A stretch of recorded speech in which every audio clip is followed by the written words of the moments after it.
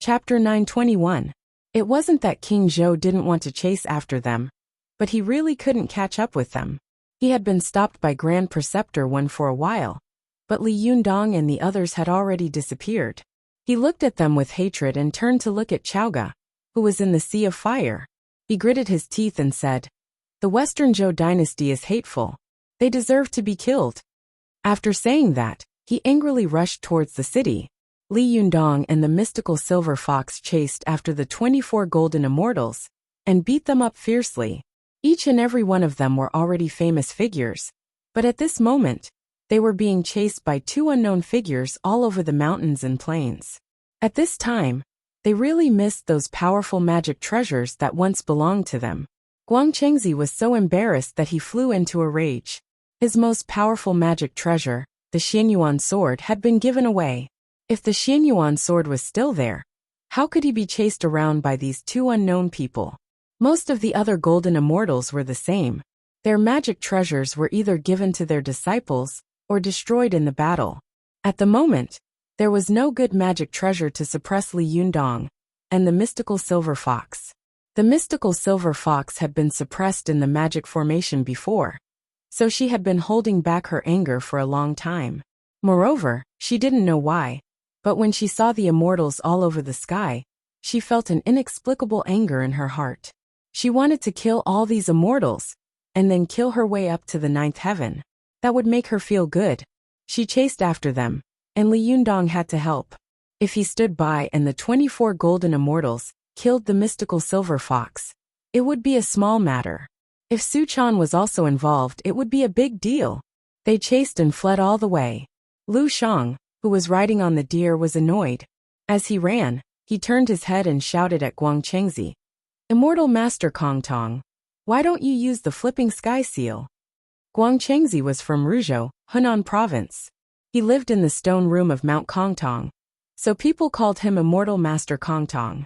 The flipping sky seal was the most earth-shattering magic treasure of Guang Chengzi, besides the Xianyuan sword. Yu. Back then, when Gonggong and Zhuanshu fought for the throne, Gonggong suffered a crushing defeat. In a fit of rage, Gonggong couldn't think straight, so he turned around and crushed Mount Buzhou. After the collapse of Mount Buzhou, Goddess Nviwa was busy mending the sky.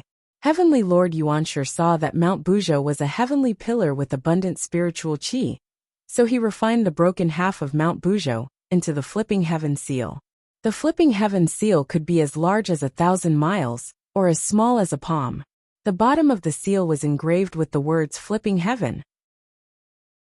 After refining it into a magic weapon, Heavenly Lord Yuanshi gave it to Guang Chengzi as a protective magic weapon.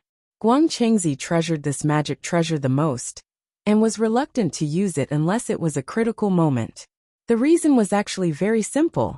When cultivators fought, they would naturally bump into each other. Sometimes, if they were not careful, not only would their bodies and cauldrons be annihilated, but the magic treasures that they had painstakingly refined over the years would also be broken. A magic treasure like the flipping heaven seal could be said to be a trump card. If it collided with the powerful magic treasure of the other party and was damaged, it would be really embarrassing. When Guang Chengzi heard Lu Shang shout, he immediately gritted his teeth and took out a yin-like thing from his bosom. He pointed at the mystical silver fox and shouted, "Die!" After that, he raised his palm, and the flipping heaven seal rose into the air. In the blink of an eye, it flew into the air, leaving only a small black spot. But in the blink of an eye, when the flipping heaven seal fell again, it was already as huge as a mountain, pressing down on the mystical silver fox with overwhelming force. At this time, although the 24 golden immortals had been chased away, they were not ordinary people after all. At this time, when they saw Guang Chengzi release his trump card, they immediately gathered together again. Following the flipping heaven seal, they used their magic treasures and attacked from all directions. However, the flipping heaven seal was a top magic treasure that could be ranked in the top 10 in the Chinese cultivation world. It was specially used to hit the top of a cultivator's head. If it was hit, even a golden immortal would immediately be destroyed in body and soul. It was definitely not an ordinary thing. If the mystical silver fox was hit in the head by this magic treasure, she would probably immediately turn into a pool of mud. There would be no exception. When the mystical silver fox saw the flipping heaven seal coming at her head, she was shocked. She naturally recognized that it was a legendary magic treasure from ancient times. In an instant, her 9 fox tails surged toward the flipping heaven seal, which was pressing down from the sky. Just to you. Calm. The 9 fox tails of the mystical silver fox were the strongest magic treasures in the world. As long as her fox tails blocked in front of her, most of the magic arts and magic treasures in the world would never be able to get close to her. However, in the face of the flipping heaven seal, the mystical silver fox did not dare to be careless. Her 9 fox tails moved out together and headed toward the flipping heaven seal. Suddenly there was a loud bang. The flipping heaven seal collided with the 9 golden tails. One was like Mount Tai pressing down, and the other was like a heaven-defying torrent. They collided with each other and refused to give in to each other. Li Yundong saw that the mystical silver fox was entangled, and the other magic treasures and magic arts were attacking her like water. He was worried about Su Chan and refused to let the mystical silver fox suffer any harm.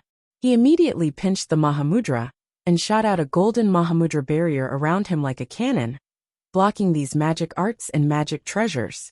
Seeing this, Guang Qingzi was shocked. He pointed at Li Yundong and shouted, "Who the hell are you? How dare you go against heaven? Aren't you afraid of being punished by heaven?" Li Yundong didn't pay attention to him. He gritted his teeth and pinched the Mahamudra to resist the magic arts and magic treasures attacking from all directions. At this time, Zhou Qin and Wan Hongling also arrived with Lin Miao. They stood on the ground and looked at the earth-shattering battle in the air in fear. They didn't even dare to breathe. Zhou Qin wanted to go up and help, but in such a scene, a master of thunder retribution was even worse than a bystander. If she went up, she was afraid that she wouldn't even be able to get a box of lunch. The mystical silver fox and the flipping heaven seal confronted each other for a while. After all, she was a rare master in the Chinese cultivation world for thousands of years. Although the flipping heaven seal was powerful and psychic, it was a dead object after all. After the first round of attacks was blocked, it was difficult for it to have a follow-up. After the soul of the mystical silver fox fused with it, the Jinqi in her body flowed faster and faster, and her power grew stronger and stronger. She shouted, "Get out of my way!" The 9 fox tails behind her suddenly soared, as if a golden bomb had exploded. Countless golden fox silk entangled the flipping heaven seal. Seeing that the flipping heaven seal was about to be taken away by the other party, Guang Qingzi was shocked. The other golden immortals were also frightened. None of them had expected that the mystical silver fox would be so powerful. The flipping heaven seal was Guang Qingzi's trump card. It could be said that whoever he wanted to hit would be hit. The reason why he was one of the 24 golden immortals was because he had the flipping heaven seal. But if Guang Qingzi didn't have the flipping heaven seal, who would buy him? The Xianyuan sword had been given away, and if the flipping heaven seal was taken away, he would probably be reduced to the deputy leader of the bystander party like Xinren Huanglong. At this moment, a deafening voice suddenly sounded in the sky. "Ignorant junior, how dare you go against the heaven? Go back to where you came from." At this time, a figure appeared in the sky in an instant. This person was sitting on a lotus throne in the clouds, with 9 halos behind him, each of which was different in color. As soon as Guang Qingzi and the others saw this person, they immediately looked in awe and shouted, "Ancestor, help me subdue the demons." This person was none other than old ancestor Hong Jun. Both of his hands were clenched in the air, and he slowly pulled them apart. His arms were like mud and water, as though he was pulling something. However, everyone could feel that there was an extremely terrifying power between his hands, as though he was holding up a mountain with his hands. The more ancestor Hong Jun opened his hand, the louder the rumbling sound between the heaven and earth became. Not long after that, a huge hole appeared in the cloud above his head. Black mist was swirling in the hole like a black tunnel. Ancestor Hong Jun's voice was deep. He pointed to the void opposite him and shouted, Ashes to ashes, dust to dust. How dare you touch my world? Show yourself. Everyone heard a loud, ear-piercing sound. In an instant, another crack was torn open in front of ancestor Hong Jun. It was an oval black tunnel. Zhou Qin and the others on the ground found it familiar and were shocked. Wasn't this the gate that Wu Hua had created with the fatality connection and the leakage connection, which could connect to the spirit space? As soon as Zhou Qin reacted, she saw that the two black tunnels seemed to sense each other's existence. They quickly resonated and expanded. In the blink of an eye, the two black tunnels exploded with a bang, and the world was bright. Even the 24 golden immortals couldn't help narrowing their eyes slightly, not daring to look directly at the dazzling light. Before Li Yunyang and the mystical silver fox could react, their bodies were swept into it. Zhou Qin, Ruan Hongling, and Lin Miao were also swept up by the light and disappeared in an instant. The earth-shattering battle just now quieted down in an instant. Guang Qingzi looked at the scene with tears in his eyes. His flipping sky seal was swept away by the black tunnel. He wanted to do something, but Ancestor Hong Jun was his grandmaster, so he didn't dare to say anything. He could only pinch his nose and accept his bad luck. Ancestor Hong Jun sat high in the clouds and said in a low voice, "This time we didn't get off to a good start. Although there is the disturbance of the future world, King Zhou himself is too powerful, and there is also the Fox Demon. However, from now on, the Fox Demon clan is not allowed to enter the heaven realm again. They are classified as demons. All of us will kill them if we see them. The Emperor of the human world is not allowed to touch the cultivation method again. Anyone who violates it will be killed." The 24 golden immortals were awestruck and said in unison, "Yes, your majesty." With a wave of his sleeve, Ancestor Hong Jun slowly disappeared into the clouds. After he left, the 24 golden immortals dared to take a deep breath.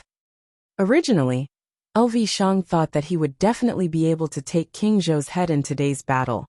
But he didn't expect such an outcome.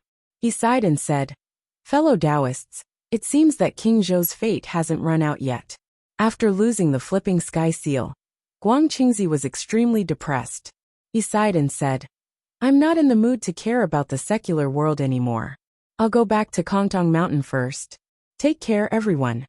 He was the leader of the Golden Immortals. As soon as he left, the other Golden Immortals also wanted to disperse and bid farewell. For a moment, only LV Shang was left in the same place. He was stunned for a while and let out a long sigh. Before he left, he looked back at the battlefield and thought to himself, "Where did these people come from? Could it be that the Fox Demon clan has become so powerful in the future? No, when I go back this time, I must do everything possible to discredit Daji. I must make sure that her clan will be despised by the world like her." With a cold face, LV Shang snorted and finally turned to fly in the direction of Mai. Chapter 922. 3,000 years ago, when Li Yundong and the others were involved in the War of God's investiture. In Dongwu City 3,000 years later, the representatives of the Japanese cultivation world and the major conglomerates were walking through a dark and damp stone path.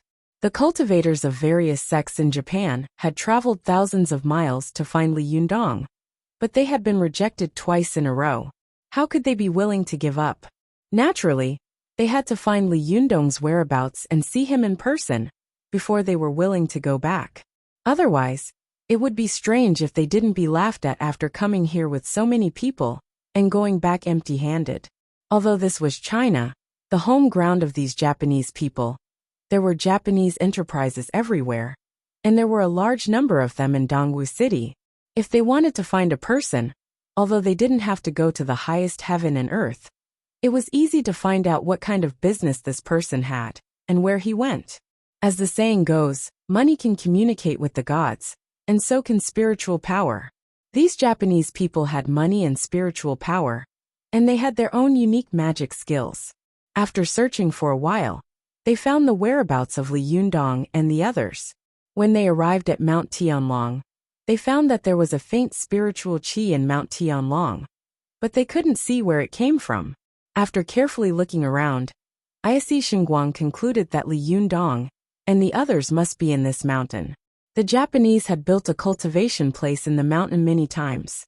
When the monks of Mount Koya entered the Okinohara to cultivate, they would choose to seclude themselves in a stone cave that was almost completely closed. They would fast for 3 months without eating, drinking, or defecating. In short, they would never move their buttocks. They would either become a pile of rotten meat and be carried out, or they would become a generation of divine monks and come out of seclusion with dignity. Therefore, as soon as Ise Shingguang pointed out this point, the cultivators of all sects in Japan also agreed. Although these Japanese cultivators were not top cultivators like the mystical silver fox or Li Yundong, they were all great experts and masters. They began to search for Li Yundong with ease. For a time, there was a gust of cold wind on Mount Tianlong, and the Shikigami and Shikigami ran around, scaring the few tourists on the mountain and at the foot of the mountain. Ise Shingguang immediately stopped those guys and scolded. "How dare you? This is China. Do you think you're in your own country?" These cultivators had no choice but to withdraw their magic and recommend Ise Qian to use magic alone to find the whereabouts of Li Yunyang and the others. When Ise Izumo cast spells alone, the commotion was not as big as when a group of people cast spells. It was just that she practiced the Ise Shinto, and no matter which school of Shintoism it was, their spells were always summoning the gods and summoning the ghosts. This time they didn't come to China to fight, but to worship the gods. Naturally, they couldn't summon the gods of Shintoism. Otherwise, it would be inappropriate to see who was stronger and who was weaker. Thus, Ise Izumo naturally summoned Suzuhiko Haim, one of the Japanese ghosts. Suzuhiko Haim was one of the few ghosts in Japan that was beautiful, gorgeous, and harmless to people. At that time, Amaterasu Okami hid in the Rock of Heaven and refused to come out. It was Suzuhiko Haim who danced naked outside the cave with the divine umbrella in her hand. Only then did Amaterasu Okami come out. Not only did Suzuhiko Haim have the ability to seduce people, but she also had the ability to find people. Ise Izumo controlled Suzuhiko Haim and led everyone to the entrance of the cave at the back of the mountain, where the secret chamber of the Fox Zen School was located. Suzuhiko Haim's spiritual power was not high.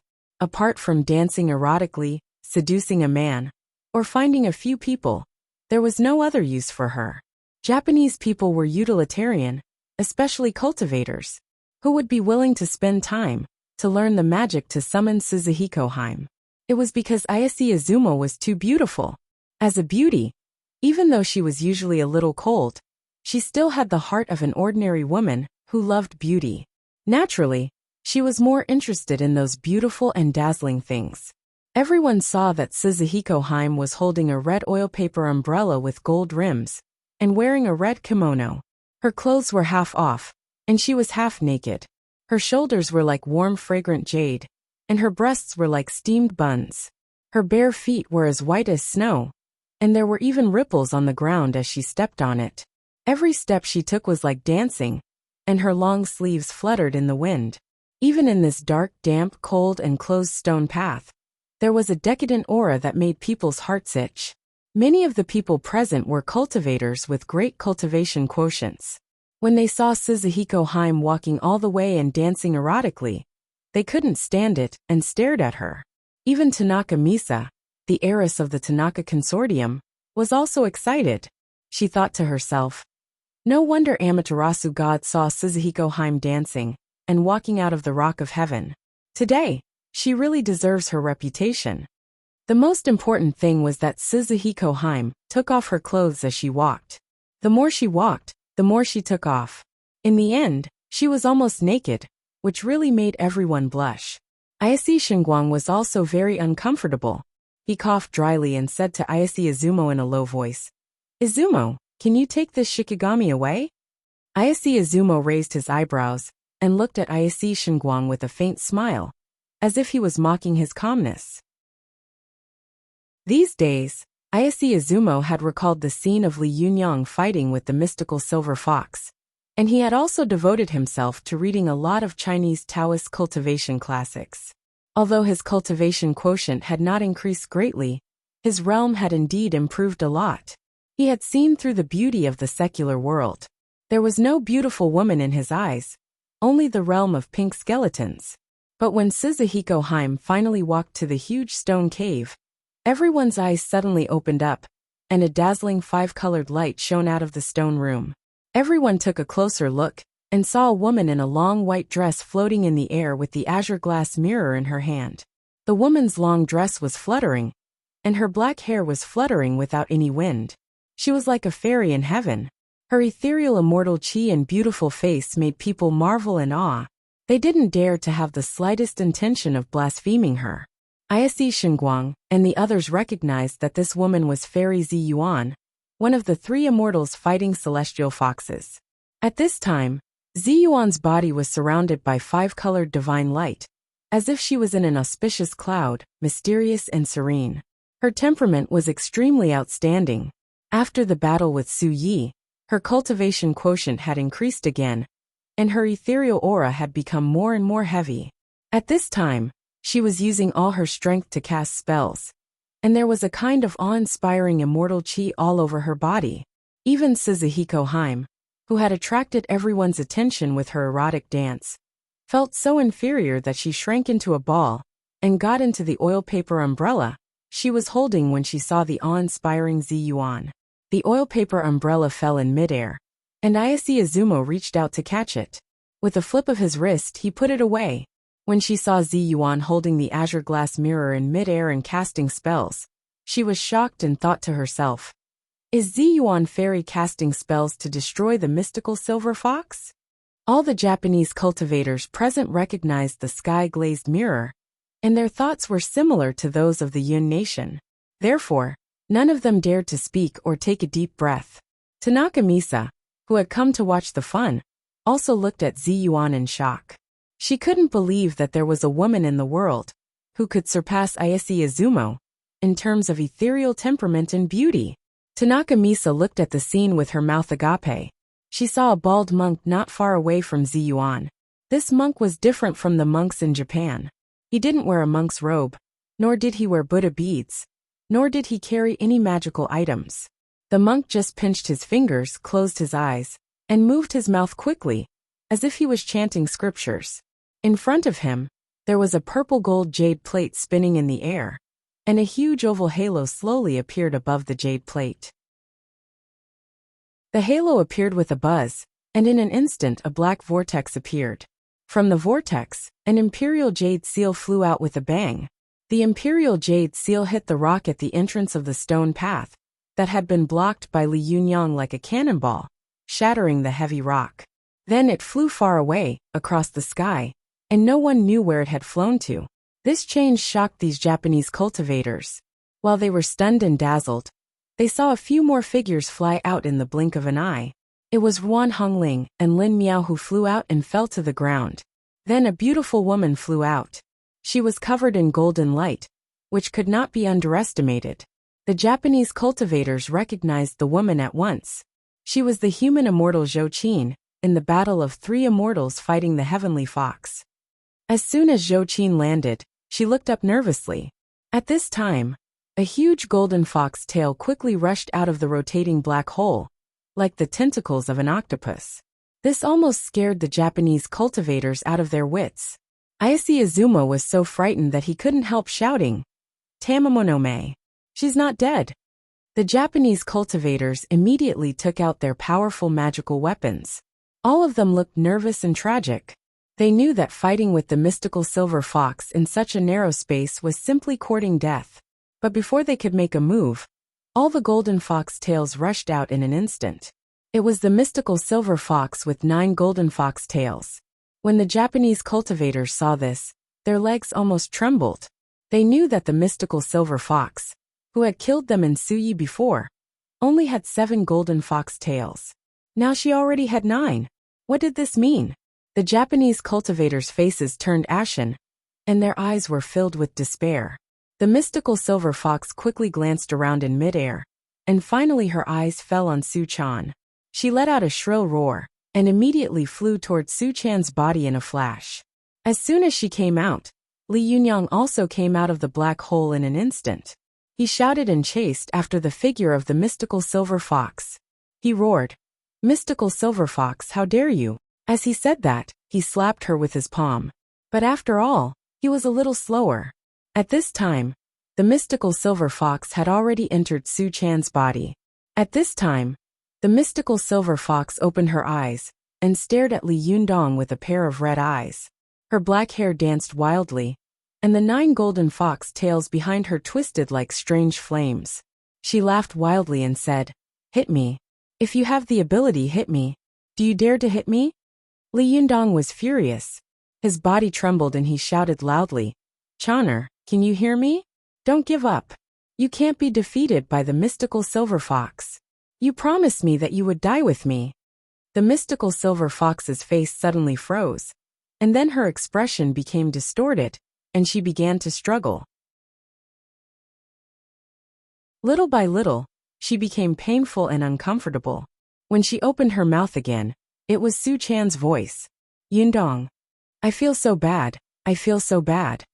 Without saying a word, Li Yundong immediately pointed at Su Chan's body with both hands. With a few puffs, he pointed at several key acupoints on Su Chan's body. Li Yundong pressed his palm on Su Chan's forehead and recited the scriptures loudly. Su Chan's body stiffened, and the painful expression on her face slowly calmed down.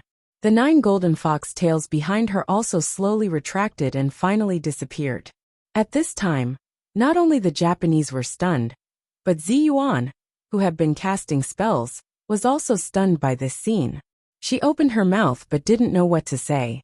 Not only her, but Zhou Qin, Ruan Hongling, and the others were also dumbfounded as they looked at Li Yundong, who was casting spells and chanting scriptures. They were speechless. On the other hand, Tanaka Misa looked at the field with her mouth agape. She couldn't help saying, What the hell is going on? This is the update on the 22nd. I'm sorry, there are too many things to do. It didn't finish until after 11:30, and I started to write.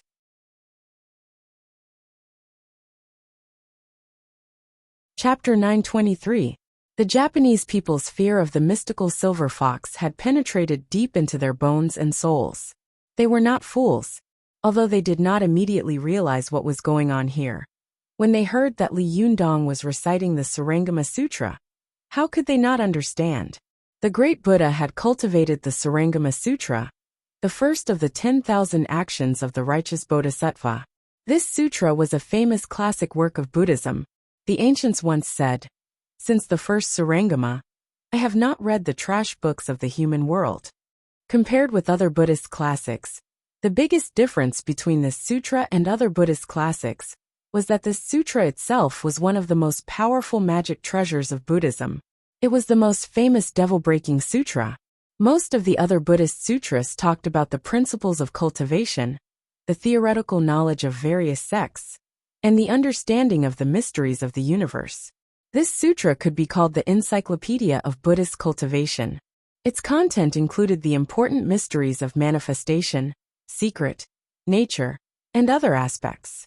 In terms of sects, it spanned Zen sect, Pure Land sect, Tantra sect, Vinaya sect, and many other sections. It explained all the mortal saint realms in detail. Finally, it opened up the 5 devil realms and explained in detail how to break devils. It was also because of this that the Sarangama Sutra became a common cultivation book that surpassed the 3 cultivation sects of Buddhism, Taoism, and Confucianism. Because this sutra recorded all kinds of natural laws in the Dharma ending age, and it was very thorough and clear, the Buddha also pointed out the way to deal with it in the sutra. Therefore, the Buddha said in the sutra, when the Dharma ending age is coming to an end, and the Dharma is about to be destroyed, the Sarangama Sutra will be the first to be destroyed, because the Sarangama Sutra is the nemesis of all devils, and a magic treasure to break devils. If the sutra lived in the world, the righteous Dharma would be able to stay in the world. The disciples of Buddhism would have something to rely on in their cultivation, and the devils would not be able to succeed. However, if the sutra was destroyed, there would be no one who could control the devil power. The devil would be rampant, and few living beings could cultivate without falling into the devil. Such a sutra was studied not only by Buddhist cultivators, but also by Taoist and Confucian cultivators in China. As for the cultivators of various sects in Japan, after the Sarangama Sutra was introduced into their country, they regarded it as a treasure. Almost every cultivator had a copy of the Sarangama Sutra in their home. Therefore, when Li Yundong recited the Sarangama Sutra, these Japanese knew that Li Yundong was subduing demons. In particular, when they saw the nine-tailed fox get into Su Chan's body, they understood that the mystical silver fox had now occupied the body of Su Chan, one of the three immortals, and was trying to reappear in the world. This frightened the Japanese cultivators. Immediately, a Japanese cultivator roared and rushed toward Su Chan. The magic treasures in his hands smashed toward the back of Su Chan's head. At that moment, Li Yundong was reciting the first Rama Samadhi, Qin Yin Jian Xiang. Knowing the depth of the Samadhi is like a general knowing the number of his troops. Once again, the Bodhisattva has Samadhi, and all the demons and devils are incompetent and bad. For example, the Chakravarti Saint King is in charge of the soldiers and generals. Wherever he goes, he will be subdued. Just as he felt that the demon aura in Su Chan's body was beginning to be suppressed, he saw these Japanese people pouncing on him, trying to kill Su Chan to get rid of future troubles. He immediately flew into a rage.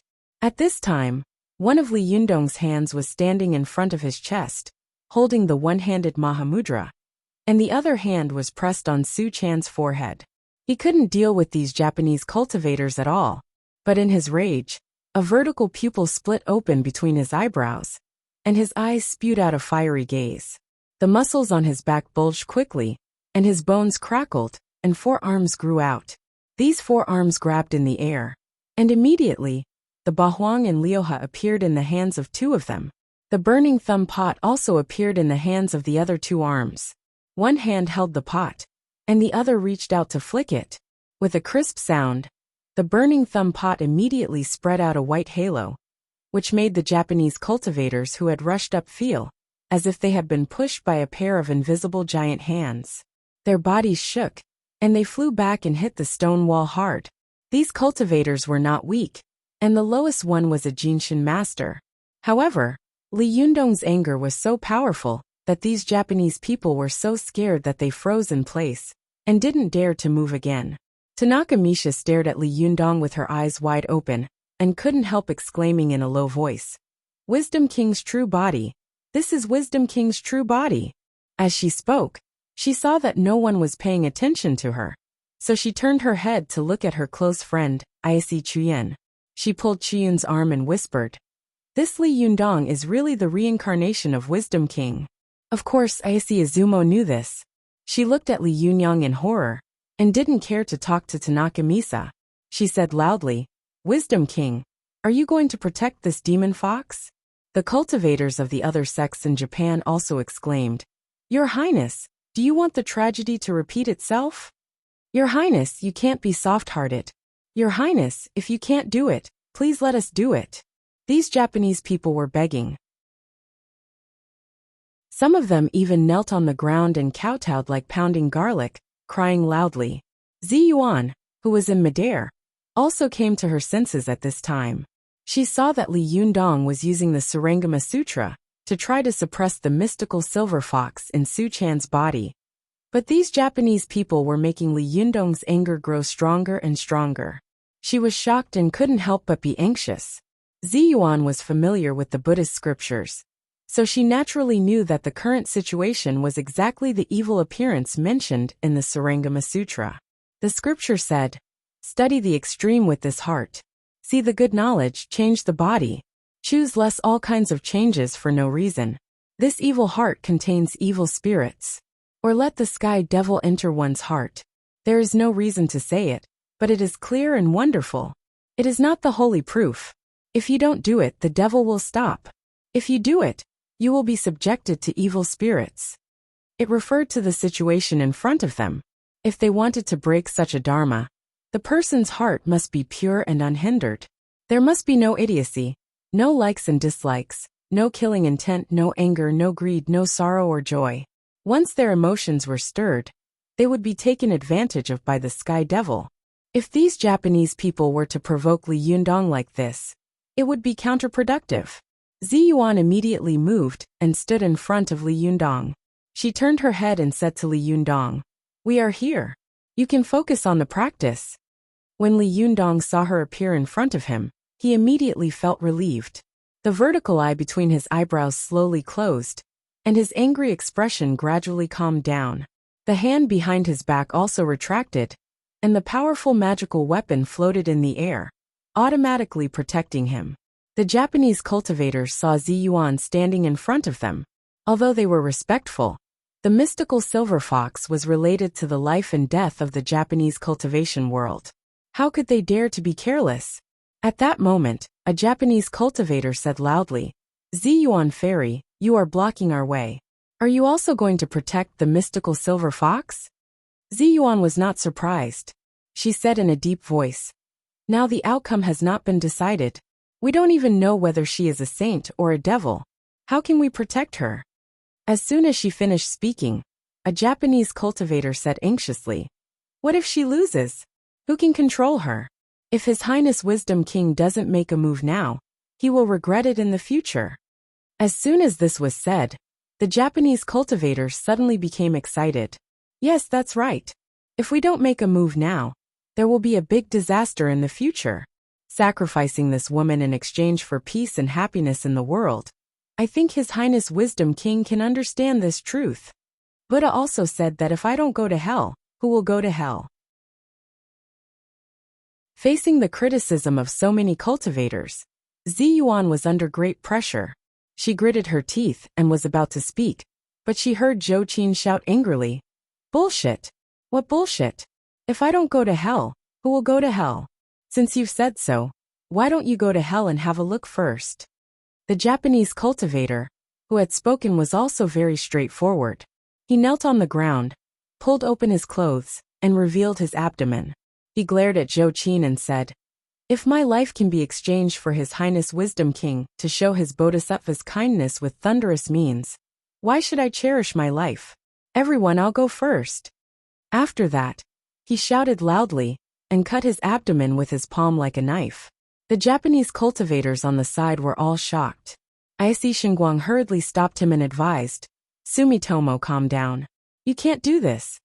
In the end, Sumitomo was a little faster. Although he was stopped by the cultivators next to him, he still pierced his belly with his fingers, and blood flowed out. The people next to him dragged him to the back to treat his wounds. He still shouted at Li Yungyang loudly, "Your Highness, Wisdom King, you have to show your bodhisattva's kindness with thunderous means.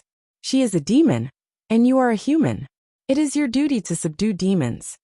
At this time, many Japanese cultivators couldn't help but kneel down together and say loudly, "His Highness Wisdom King, please think twice. Your Highness, what's so pitiful about this demoness? Could it be that the lives of so many of us aren't worth her life? Even if we can't, what about the people in the world? When the nine-tailed celestial fox descends, there will be a great disaster. Your Highness, be careful." These people had come to China to pay homage to the immovable Wisdom King, who knew that they would see such a terrifying scene. They couldn't sit still. Even Isi Shinguang knelt down and begged bitterly, "Wisdom King, she is no longer the woman you love. Open your eyes and take a look." Although Zhou Qin and Zi Yuan were both lightning retribution masters, there were also many lightning retribution masters among these Japanese. Moreover, with so many people shouting at the same time, the momentum was really great. The two of them were under great pressure, and a thin layer of sweat appeared on their foreheads. The two of them looked at each other and were about to speak when they suddenly heard Li Yundong's low and slow voice say, "Don't say any more. The lives of all the people in the world added together are not as valuable as her life. If any of you say that killing her to save the world again, I will kill you first." These words made the hearts of these Japanese fall to the bottom. They felt that they had come in high spirits, but they had ended up in such a situation. Their enthusiasm was simply cold to the bottom. The ancients said, "Those who are not of our race must have a different heart." This meant that when different groups encountered a crisis, because of different backgrounds, different status, and different interests, the results would lead to different ways of thinking and acting. These Japanese cultivators naturally didn't know the relationship between Li Yundong and Su Chan. They only felt that sacrificing Su Chan, a woman, to save the world was a worthwhile thing. But the wise king insisted on going his own way. When these Japanese heard Li Yundong's words, they looked at each other and didn't say anything more. They turned around and left in silence. Tanaka Misa looked at Ayase Chuyen, who had an ugly expression on his face, and followed her out. As she walked, she looked back and asked in a low voice, "What's wrong? Are we going back?" Ayase Chuyen was silent for a long time before he said slowly, "A great disaster is coming. What else can we do but leave?" When Zi Yuan, Zhou Qin, and the others saw the Japanese retreating, they all looked at Li Yundong worriedly and said, "What should we do? These Japanese will definitely not let it go." Li Yundong's face was cold and he said in a deep voice, "Let them come." Wu Hua, who had been silent and watching coldly, suddenly chanted the name of Buddha and said, "Ba, very good." After that, he laughed and slowly walked out of the stone exit that had been created by the flipping sky seal. After a while he disappeared. Chapter 924. After the Japanese cultivators left the Tianlong mountain, they were all silent. Compared with their previous enthusiasm, they were more interested in reading books. Xuanzi said that human nature was evil, and he pointed out that people were born greedy and selfish. This nature did not differ because of the country, race, gender, and age. Although the Japanese cultivators praised Li Jiandong highly, once they encountered a real crisis and needed to make a choice, the nature of human beings and the interests of their respective camps would be different. After they got down from Mount Tianlong, a monk of the Tiantai sect sighed and said, "The wise king is determined to go his own way. What should we do? If he really succeeds in suppressing the mystical silver fox, it's fine. But what if he fails?"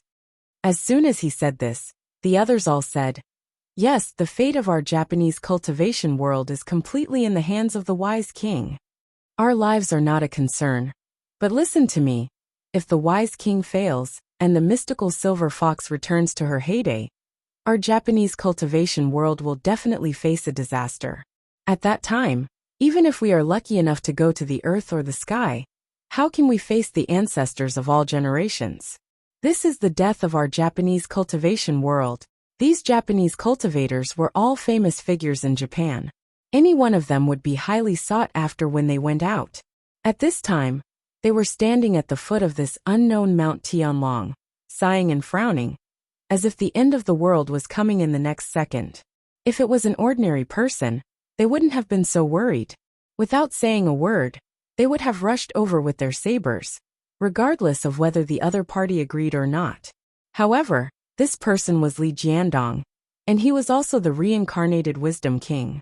He had defeated the Japanese cultivation world twice in a row, and he had defeated the mystical silver fox in front of almost all the Japanese cultivators. He was a powerful master. In the past, the Japanese cultivation world didn't even pay attention to Wang Yuanshan. However, after the battle with Su Yi, the Japanese cultivation world was shocked by the deep foundation of the Chinese cultivation world. They were all shocked and recognized Wang Yuanshan as the #1 master of the Chinese Jingyi school and the master of cultivation. Zhou Fachang was recognized as the #1 master of the Chinese Chuanjin sect and the great master of cultivation. At the same time, they recognized Li Jiandong's strength as the #1 master of China and the fighting heavenly master. In Japan, a country with many cultivation sects, it was extremely rare to be recognized like this without writing a book. Although the Japanese martial arts world was inherited from China, the turmoil in the early days of the founding of New China led to the death of a large number of masters in the turmoil. Among them, the tragedy of Shueding, the Xingyi Grandmaster, caused a large number of martial arts masters to flee. The last disciple of Li Shuwen, Lu Yunqiao, led the way to Taiwan. Such a situation had led to a great decline in the strength of the Chinese martial arts world. So much so that the Japanese martial arts world once thought that there were no actual combat skills in the Chinese martial arts world, because most of the actual combat experts had been raised and had become toothless tigers. The martial artists with actual combat ability had all left for other countries. In the 1980s, Matsuda Takashi, a famous Japanese martial arts scholar, came to China for martial arts exchange. After returning to China, he and the cartoonist Fujiwara Yoshihide created the cartoon fist that caused a sensation in Japan. The Japanese cartoon industry was so developed that ordinary people couldn't imagine it. As soon as this extremely professional cartoon was published, it immediately caused a great success and sensation, especially attracted the attention of the Japanese martial arts world. This cartoon concentrated on the fighting methods and fighting skills of China's Bajikwan. In the cartoon, Bajikwan was praised as the first boxing method in China. Therefore, there was a saying in Japan that the only boxing method in China with actual combat power is Bajikwan, that spread like wildfire. The martial arts world and the cultivation world were closely related, and the relationship between the two was inseparable. This was the same in both China and Japan. In this era of extremely developed consultation, if one wanted to become famous, especially to be recognized by almost all cultivators, it was extremely important to write a book and establish a theory. In Japan, even if a person had the strength and qualifications of a great master, no one would write a book and promote him. No matter how powerful he was, the Japanese would not recognize him. However, no one wrote a book for Li Yundong at all, but he was recognized by the entire Japanese cultivation world. From this matter, it could be seen that the Japanese cultivation world's reverence for Li Yundong had reached an extreme. It was because of this reverence that they were in so much pain now. It was as if they had gone through all kinds of hardships to think that they could cozy up to the reincarnated Wisdom King, only to find out in the end that this guy turned out to be the hidden big boss, who was actually their enemy. This time, these Japanese were really scared out of their wits. Even Ise Chumo and Ise Shenko, two cultivators who had always admired and respected Li Yundong, couldn't help but be silent. It was one thing to admire and respect a person, but it was another thing if that person threatened their own interests or even their own safety. Ise Shenko didn't have the slightest carelessness on his face. His face was full of worry. He sighed and said, "Everyone, Wisdom King's behavior is indeed a little impulsive, but we can't just sit back and wait for death." Although Ise Shenko admired Li Yundong very much, he was now one of the leaders of the Japanese cultivation world, and the great priest of Ise Shinto. His actions, words, and thoughts naturally had to be considered from the perspective of Ise Shinto and the Japanese cultivation world. Personal factors had to be put aside. It could even be said that if his parents threatened the safety of the Japanese cultivation world, he would probably only be able to grit his teeth and kill his family in the name of righteousness. This was the saying that one's position determined one's brain, and one's position determined one's thinking. When the other Japanese cultivators heard Ise Shenko's words, they couldn't help but ask, "Shengguangjun, do you have any good ideas?" F***ck, the immovable Wisdom King is so powerful and stubborn. We want to persuade him to stop, but he doesn't care about us and we can't beat him. What can we do? Ise Shenko thought for a moment and said with a serious expression, "Everyone, we don't want to be enemies with Wisdom King. But what he is doing now has threatened the safety of the Japanese cultivation world, and even the Chinese cultivation world. I believe that even the cultivators of other sects in the Chinese cultivation world will not let Wisdom King act so stubbornly." When the other cultivators heard this, they were suddenly enlightened and overjoyed. Yes, it's a good idea to use China to control China. Ise Chumo glanced at Ise Shenko with a worried expression and said in a low voice, "Shengguangjun, will the Chinese cultivators think that we have other plans?" Ise Shenko smiled bitterly and said, "In the face of a great enemy, how can there be any difference between countries and sects? I don't believe that the cultivators of the Chinese cultivation world will watch the reincarnated Wisdom King gamble with the life and death of the Chinese cultivation world and the Japanese cultivation world. As the saying goes, how can others sleep peacefully on the side of the bed?" No one was willing to put their lives in the hands of others, even if that person had a good reputation and was powerful. But when people encountered a problem of life and death, they couldn't help but think, What if his temperament changed greatly, and he changed from a good person to a bad person? What if the reincarnated Wisdom King failed, and the mystical silver fox won? It was better to hold one's own life in one's own hands. Ise Shenko's words made the cultivators of all sects in Japan feel relieved, and they all returned home. Although Tanaka Misha had been with Ise Chumo for a long time, and knew some things about the cultivation world, she was not as aware of the harm in this matter as other cultivators. Moreover, she was in the prime of her life. Most girls at this age were in love. Just now, she had seen Li Yundong's unparalleled spirit and momentum, and he had protected Su Chan at all costs. She couldn't help but feel a little emotional in her heart. On the way back home, she said to Ise Chumo, "Li Yundong is a real hero at first glance. Do you really want to deal with such a hero?" Ise Chumo's expression showed a rare trace of helplessness and tiredness. She leaned against the window of the plane and looked at the vast sea of clouds below.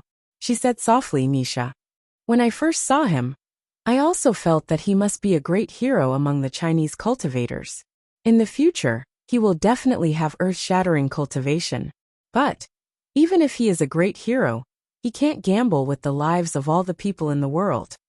Ise Chumo seemed to think of the terrifying and bloody scene of the battle in Susano. There was a faint trace of fear in her eyes. She said, "The mystical silver fox has now restored her nine-tailed true body. If she is allowed to occupy the body of Fox Fairy Su Chan, I'm afraid that even the reincarnation of Wisdom King won't be able to stop her. Moreover, Wisdom King has come to Japan with Fox Fairy Su Chan several times. The two of them are intimate. Obviously they are a couple.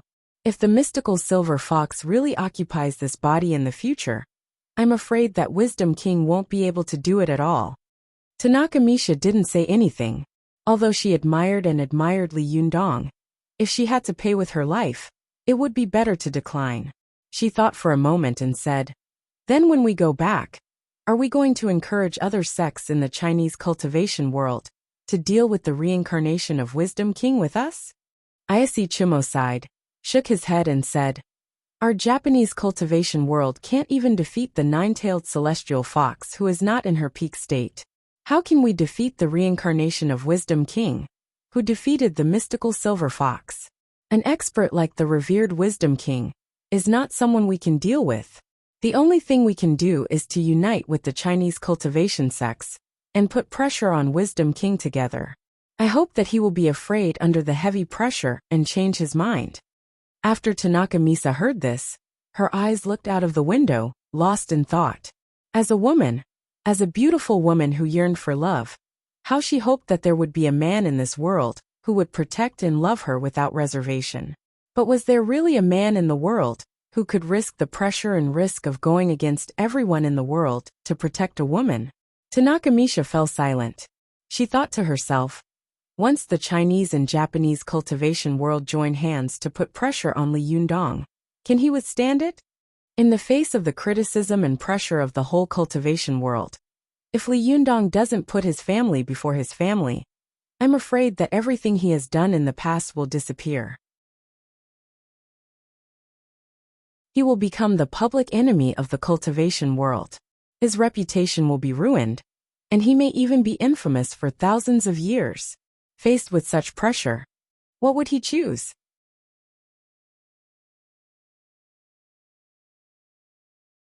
Chapter 925. Jiangsu City, Jiangxi Province. Wang Jinyuan stood in front of the cold and cheerless Chongjin Palace with his hands behind his back. He silently looked at the gate tower and the archway, which were overgrown with weeds. He stretched out his hand and stroked the plaque engraved with words on the door. As soon as he touched it, the paint on it fell off, revealing the cracked and dry wooden board inside.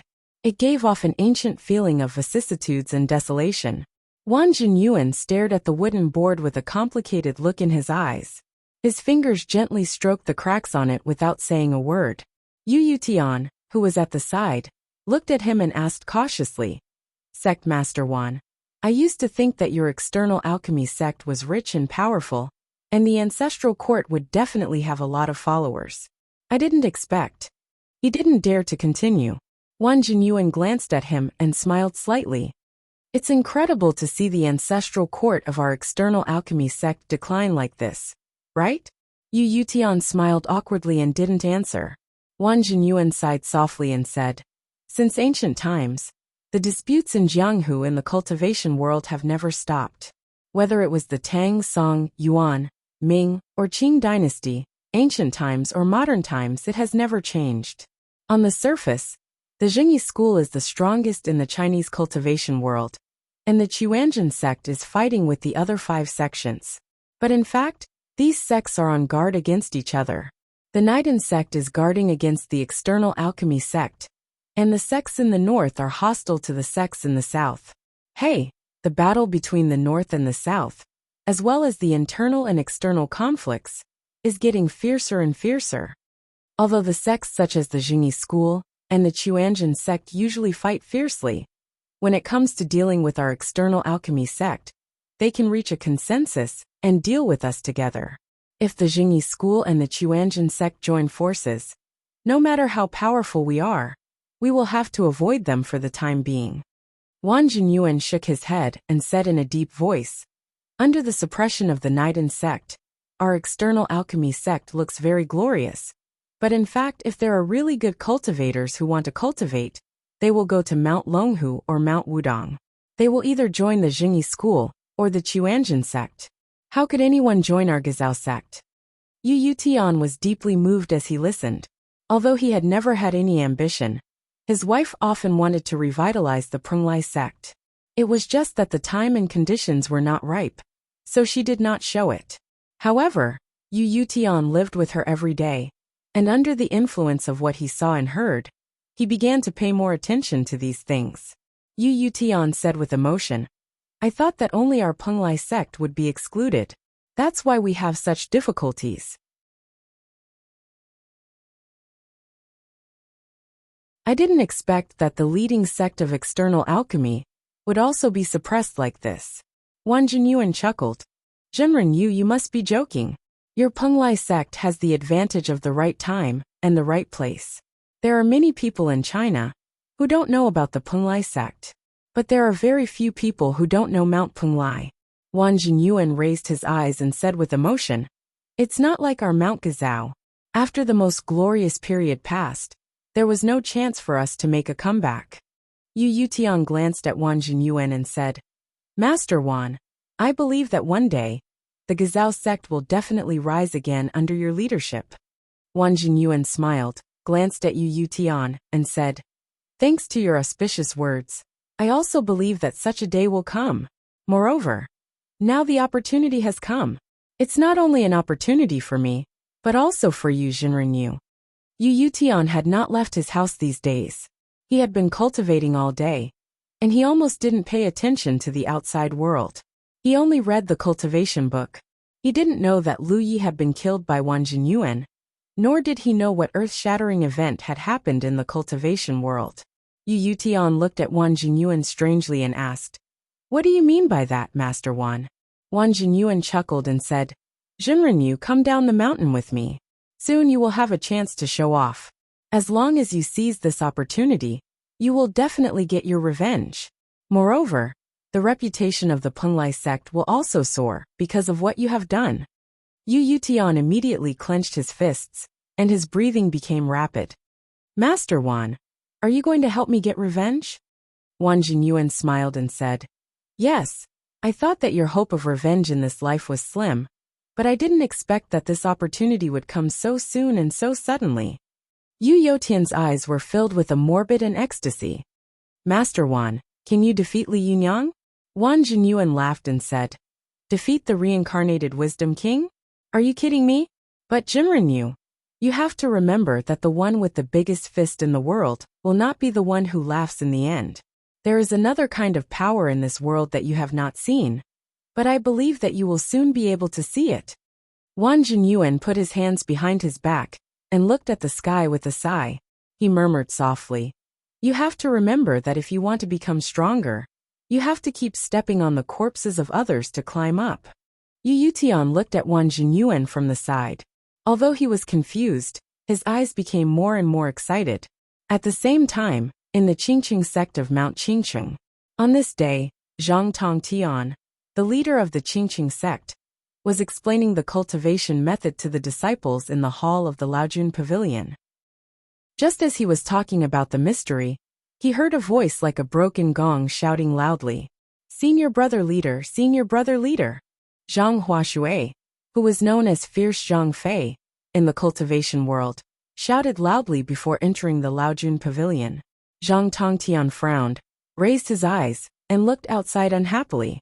He turned to the disciple next to him and said kindly, You can go down first. When you go back, try to understand the realm I just mentioned. The disciples of the Qingqing sect got up and left one after another. When they walked to the door, they happened to see Zhang Huashui rushing in. They bowed to him one by one, called him Shirshu, and then filed out. Zhang Tongtian frowned at Zhang Huashui and said in a deep voice, Can't you see that I'm in class? What has caused such a ruckus? Zhang Huashui had fought a fierce battle with Takahashi Shota on Mount Longhu. After his eyes were injured, there was a scar on them. At this time, his eyes looked always red, as if he was going to be furious at any time. He looked very frightening. After Zhang Huashui rushed into the hall of the pavilion, he looked around first, then grabbed a teapot on the chopping board and took a sip. Zhang Tongtian quickly shouted, Hey, that's the tea for Taisheng Laojun. Zhang Huashui didn't hear him clearly. He wiped his mouth and looked at Zhang Tongtian with bulging eyes. Xixiang, what did you just say? Zhang Tongtian sighed and shook his head. Forget it. Put down the teapot. Tell me what's the matter. Zhang Huashui put down the teapot and said with some excitement and mystery, Xixiang, do you know what I just heard? Zhang Tongtian said unhappily, I don't have the mind-reading ability, nor do I have the fate-reading ability or the leak-reading ability. How could I know these things? Zhang Huashui slapped his thigh and said, Damn it, Li Wudi really deserves it. He didn't want to be the reincarnated wisdom king, but he had to hang out with those seductive foxes. Now he's finally caused big trouble. He's in big trouble. Zhang Tongtian was a little surprised and asked, What happened? Modern society was an information society, and it was also a network society. Top masters like Li Jiandong didn't like to use modern communication tools on the internet. But that didn't mean that others didn't like it. It was impossible that no one in the cultivation world didn't know that the Japanese cultivation masters had come to China in a group. They had come in high spirits and returned in disappointment. Naturally, it was impossible that no one didn't know about it. In addition, after the Japanese cultivation world returned, they immediately sent messengers to contact the responsible leaders of the various sects in China from all directions, telling them about the current critical situation. They also hoped that the Chinese cultivation world would join forces with them to stop the reincarnated wisdom king from acting on his own, forcing him to change his mind and put justice before family. Such a shocking event had just spread in a sect. In just a few minutes, almost the entire cultivation world knew about it. Only some cultivators who lived in seclusion were still at a loss. After hearing Zhang Huashui's words, Zhang Tongtian immediately showed a vigilant look and said, Why are you so excited? Aren't you afraid that this is a trick of the Japanese? They want to use us to make us destroy ourselves. Zhenren Li is a rare genius in our Chinese cultivation world in 100 years. He is also a great master who has made our Chinese cultivation world proud. You have to control yourself. Don't be used by the Japanese. Did you forget the pain when the wound on your eye healed? Zhang Huashui was so angry that he pointed at the wound on his eye and said in Sichuan dialect, Zhang Men Xixiang, do you think Laozi is a scatterer? If these Japanese bastards dare to appear in front of me, I'll strangle them to death with my hands. If two of them come, I'll strangle them to death. However, Xixiang, you haven't forgotten that the Fox Zen school still owes us dozens of lives, have you? This is a blood feud. Zhang Huashui paced back and forth impatiently and angrily. He pointed to the door and said, Li Yundong beat those Japanese sons of bitches in Mount Longhu. He is indeed. Zhang Huashui gave him a thumbs up and said with admiration, but soon he said with a face full of indignation, But even if he is a hero, he can't mess around, right? He has to give us an explanation, right? Who can we find to avenge the dozens of lives of our Qingqing sect? In the end, it still fell on Li Yundong. Xixiang, don't tell me that you don't want to take revenge on Li Yundong, just because he is a hero? Zhang Tongtian listened silently. He let out a long sigh and said, now there is no evidence and the truth is unknown. It's not good to rashly put the blame on Li Yundong. Zhang Huashui was so anxious that he stamped his feet. Xixiang, you're really muddle-headed. This must have been done by the people of the Fox Zen School. Li Yundong is the leader of the Fox Zen School. If we don't look for him, who else can we look for? At least, you should ask him to give us an explanation, so that we can give an explanation to the families of those disciples who died. Zhang Tongtian turned to look at Zhang Huashui and said, but now that the Japanese are involved, won't it be a little too much to kick them when they are down? Zhang Huashui said angrily, what do you mean by kicking them when they are down? It's clear that Li Yundong is greedy and lecherous. He has indeed done meritorious service to our Chinese cultivation world before. But this is a different matter. Can he not give us an explanation if he has done us a favor? Can he play around with the lives of the cultivators in the world and the fate of the Chinese cultivation world just because he has done us a favor? Zhang Tongtian's face darkened. After thinking for a long time, he slowly stood up and asked, what do the Jingyi school and the Chuanjin dragon sect think? Zhang Huashui stamped his feet and said, they have already agreed to intervene. They are just waiting for our Qingqing sect. Xixiang, if you don't go, I will take my own people. Zhang Tongtian's face darkened and he shouted, nonsense. Who said I won't go? Zhang Huashui was overjoyed. Xixiang, do you agree to go? Zhang Tongtian glared at him and said, if I don't go, who will take care of you? Although Zhang Huashui had been scolded, he was not angry. He touched his forehead and laughed. At this time, the Chinese cultivation world was surging in the dark, and the undercurrents were surging. In the distant Japanese cultivation world, an unprecedentedly huge wave was brewing. It wouldn't take long for these two torrents to converge and press down on Li Yundong like an avalanche.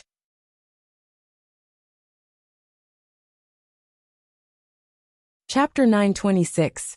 Wakayama Prefecture, Japan, Mount Koya, Immovable Hall. When Li Yundong took away the real body of Wisdom King in Mount Koya, it caused a huge phenomenon. In this era of extremely developed information, and everyone had a camera phone, such a phenomenon was immediately photographed by many locals and tourists, uploaded to the internet at the first time, and then quickly spread. The miracle of Wisdom King's manifestation instantly ignited the fanaticism of the Japanese people for Mount Koya. In the past few days, the number of believers of Xinyan Tantrism had increased sharply, and there were even more Japanese Buddhists who came to Mount Koya to pay homage to the immovable Wisdom King. The monk in charge of selling tickets counted the money every day until his hands were cramping. Kaisai Hikaryuni didn't expect that they would lose the real body of Wisdom King, but they would gain great prestige and benefits. It could be said that they had lost the East Corner and gained the Mulberry Elm. He was so happy that he couldn't close his mouth. But before he was happy for a long time, a shocking piece of bad news almost made him faint on the spot. Your Excellency, we can't hesitate any longer. Now the fate of the Japanese cultivation world is all in your hands. There were a lot of people kneeling on the tatami in the immovable hall. The one who spoke was the new great monk of the Tiantai sect. His name was Tamura Ichiko. Behind him were the cultivation leaders of various sects in Japan. Kaisai Hikaryuni closed his eyes and kept silent with a calm face. He also knew what had happened recently, but Xinyan Tantrism was the sect that didn't want to get involved the most. It was not that they were not afraid of death, but that they didn't want to destroy the good situation in front of them. Mount Koya was extremely popular because of the Wisdom King's manifestation. Such a situation could be said to be rare in 100 years. It was an extremely rare opportunity, and it was also a great opportunity for the power of Xinyan Tantrism to expand. But if they got involved at this time, it would be like slapping themselves in the face. Mount Koya was the Taoist field of the immovable Wisdom King, and they had obtained great benefits and fame because of the immovable Wisdom King. But now they had to deal with the reincarnated Wisdom King. What was going on? Was he slapping himself in the face? But if he didn't go, the consequences would be unimaginable. Kaisai Hikaryuni originally thought that he could get away with it by pretending to be stupid, but he didn't expect that the other cultivation sects would not let go of Jinyin Tantrism. They immediately joined forces and went to Mount Koya Hikaryuni to petition. The word petition sounded nice, but in fact, it was to force Jinyin Tantrism sect to take action. Otherwise, if they had a conflict with the reincarnated wisdom Hikaryuni, they would definitely cause the other sects to suffer huge losses. If Jinyin Tantrism did not participate, it was very likely that all the sects would suffer heavy losses. Only their sect would be intact, and there would be a situation where Jinyin Tantrism would dominate the cultivation world in the future. The Chinese loved infighting, but the Japanese weren't any better. After thinking about it, these Japanese cultivation sects realized that they had all offended the reincarnated Wisdom King. Jinyin Tantrism wanted to hide and be a good person. How could it be so easy? No, come with us. If you don't, we'll beat you into a horseback deer.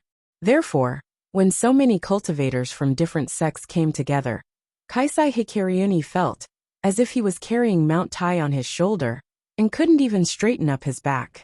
However, Kaisai Hikaryuni's cultivation quotient was quite high. He was in pain, but he didn't show any expression on his face. He thought to himself, if I go, the previous prosperity will be in vain. But if I don't go, I'm afraid that Mount Koya will be covered with blood today. Kaisai Hikaryuni closed his eyes and chanted Buddhist scriptures in a low voice with a solemn look. After thinking for a long time, he finally thought of the most critical point. The reincarnated Wisdom King is still far away from us, but now these people are in front of us. If I don't agree, there will be a bloody case immediately. Kaisai Hikaryuni knew that the current Japanese cultivation world could no longer be judged by common sense. In order to deal with Li Yunyang, a top expert, all the sects had gone all out. There was a kind of if I can't live, you can't live either attitude. Kaisai Hikaryuni thought for a long time in front of everyone, then opened his eyes slightly and said slowly, but the reincarnated Wisdom King is so powerful, and he has obtained the true body of Wisdom King. I'm afraid that we can't beat him even if we work together. Tamura Hikaryuni seemed to have expected him to say this. He immediately said, Your Excellency, we are indeed no match for Wisdom King, but there is one person in the world who can defeat Wisdom King. Kaisai Hikaryuni was moved and asked, Oh, who is it? Is there such a person in the world? Tamura Hikaryuni said firmly, Buddha Tathagata. Kaisai Hikaryuni was stunned. He was tongue-tied and couldn't say anything for a long time. This sentence sounded very reasonable, but in fact, it was a little ridiculous. The immovable Wisdom King was the incarnation of the angry thoughts of Buddha, and his power came from Buddha. The relationship between the two was a bit similar to the relationship between a party and an army. Buddha could mobilize Wisdom King, but Wisdom King could not mobilize Buddha. This was the principle of the party directs the gun. The immovable Wisdom King was the best in the world when fighting. When he was really ruthless, no one was his opponent. But if there was really a role that could restrain the immovable Wisdom King, it would be Buddha Tathagata. But could Buddha Tathagata be seen casually? For thousands of years, countless monks had knocked on wooden fish all their lives and recited Buddhist scriptures that could fill the sea. But no one had ever seen Buddha Tathagata. Kaisai Hikaryuni couldn't believe his ears. These guys wanted to find Buddha Tathagata to deal with Wisdom King? How could they find him? Tamura Hikaryuni knew that Kaisai Hikaryuni had such a question. He said very seriously, Your Excellency, have you forgotten the 10,000 Buddha worshipping formation? Kaisai Hikaryuni's face changed, and he said in surprise, The 10,000 Buddha worshipping formation? That's impossible. We don't have enough manpower. The 10,000 Buddha worshipping formation was just a huge magic formation that existed in the Buddhist cultivation world in theory. The monk who created the magic formation and the age of the monk had been unknown for a long time. However, this magic formation was created by some Buddhist cultivators with a strong sense of suffering. It was a super large magic formation used to summon Buddha Tathagata. This magic formation used the spiritual power and jinqi of many eminent monks as the medium, and the magic formation as the cauldron. It merged the power of many eminent monks into one, and created a force equivalent to the power of a golden immortal. It was used to break through the barrier between the human world and the heaven realm, so that their voices could be directly transmitted to Buddha Tathagata. But how could it be easy to break through the barrier between the human world and the heaven realm? Since this magic formation was created, no one had used it yet, because the requirements of this magic formation were too harsh. Just the host of the core magic formation alone needed 20 Thunder Retribution Masters. 200 Jinshin Masters were needed to act as a link in the middle, and at least 15,000 Yang Spirit Masters were needed to act as a link. Such a huge number was enough to make any Buddhist cultivation sect give up on the formation, and give up on it. Kaisai Hikaryuni knew that throughout the history of China and Japan, no matter which sect, it was absolutely impossible for so many masters to gather together in the same era. However, after hearing this, Tamura Ichikaryuni smiled and said, "Your Excellency, the masters of Shintoism are also willing to help. Moreover, we have also reached an agreement with the eminent monks of the Chinese cultivation world. They agreed to join the 10,000 Buddha worshipping formation. We have almost gathered the number of people in this magic formation. As long as Xinyan Tantrism agrees to join, it will be a matter of course." After hearing this, Kaisai Hikaryuni was extremely shocked. He knew that if the cultivation world of China and Japan were added together, it would indeed be possible to gather so many cultivation masters. However, he did not expect that the cultivation world of China and Japan would be able to join hands at this critical juncture. He did not expect that the Buddhist sects and the Shintoism sects, which had always been at odds with each other, could also join hands. This was really incredible. At this time, Kaisai Hikaryuni knew that he had no way out. If he continued to shirk and hesitate, he would be the public enemy and traitor of the Japanese cultivation world. He would lose his reputation in an instant, and even his body and soul might be destroyed. He didn't dare to hesitate. He immediately chanted the name of Buddha and said with emotion, "It turns out that you have done such a big thing quietly. I'm ashamed. I'm still in the dark." Tamura Ichikaryuni said with a smile, "Your Excellency, do you agree?" Kaisai Hikaryuni bent down and said to the many cultivators, "Everyone, let's go forward together." Hearing this, everyone was overjoyed and kowtowed in return. "You're too polite, great monk." At this point, the cultivation world of Japan had become unprecedentedly unified. A huge cultivation machine was working like never before. All the sects had abandoned their prejudices and disagreements. The originally scattered forces had gathered together and aimed at one goal.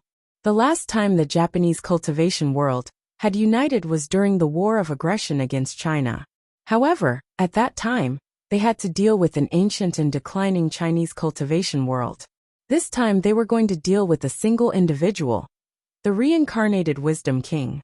In the distant Mount Tianlong of Dongwu City, Li Yundong's fingers were flying, pinching the Wisdom King Dharma Mudra and reciting the Surangama Sutra. With a serious expression, he was suppressing demons and eliminating evil spirits. For Suchan Zhou-Qin looked at Li Yundong worriedly. She knew that Li Yundong had not eaten or drunk for 2 whole days. If this went on, she didn't know when it would end. Zhou-Qin was looking at Li Yundong worriedly. Suddenly, she heard a fragrant wind coming from the side. She turned her head and saw Zi Yuan flying in from outside. After the flipping sky seal opened up the stone room, the originally turbid and airtight stone room also became bright and ventilated. There was a delicate fragrance coming from Zi Yuan's body. When she walked in from the stone cave with the wind outside, it was really like the fragrance of orchids, making people feel relaxed and happy. Zi Yuan glanced at Zhou-Qin and asked in a low voice, "Is he still like this?" Zhou-Qin nodded worriedly and said softly, "Zi Yuan, do you think Suchan will get better?" Zi Yuan sighed and said, "I don't know. I hope Li Yundong can succeed. But what I'm most worried about now is that the cultivators of other sects will come to stop him after they get the news." Zhou-Qin snorted coldly. "Them? What right do they have to meddle in our business? Ziyuan shook her head and said in a low voice, the tallest tree in the forest will be destroyed by the wind. Li Yundong's cultivation is close to the peak. What I'm afraid of is not the cultivators of the mortal world, but... As she said this, she quietly pointed to the sky. Zhou Qin's eyes suddenly widened. Just as she was about to continue speaking, a figure suddenly rushed in like a gust of wind. It was Wan Hongling. Wan Hongling's pretty face was pale, and she said breathlessly, Shiji Ziyuan, there are a lot of people at the foot of the mountain. As soon as she finished speaking, Lin Miao also walked in quickly. She looked shocked and said to Zhou Qin, Eldest Shiji, go out and have a look. Zhou Qin and Ziyuan looked at each other and nodded together. They said in a low voice, let's go out and have a look. The human immortals and fairy immortals of the three immortals walked out of the stone cave together. They stood on the mountainside of Mount Tianlong and looked down. What they saw was incredible. The two knowledgeable masters of thunder retribution were so scared that they sucked in a breath of cold air and turned pale.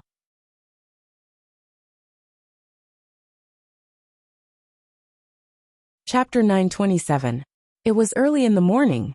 The sun had just risen, and the sky was full of rosy clouds. It was the golden time for cultivation. At this time, most cultivators were meditating in their own cultivation rooms. Very few people would choose to go out at such a golden time. But at present, Mount Tianlong was densely packed with people. Some of them were standing on trees, their bodies swaying gently with the branches swaying in the wind. Some were standing in the jungle, their figures half hidden. Most of them were standing in the Taoist field at the foot of Mount Tianlong. Zhou Qin and Ziyuan looked over and saw a dense crowd of people in the Taoist hall. Apart from people, there were only more people. Even when the 6 great sects had besieged the Fox Zen sect, there had not been so many people. Zhou Qin had returned from the Shang dynasty and could be considered a person who had seen a lot of big scenes.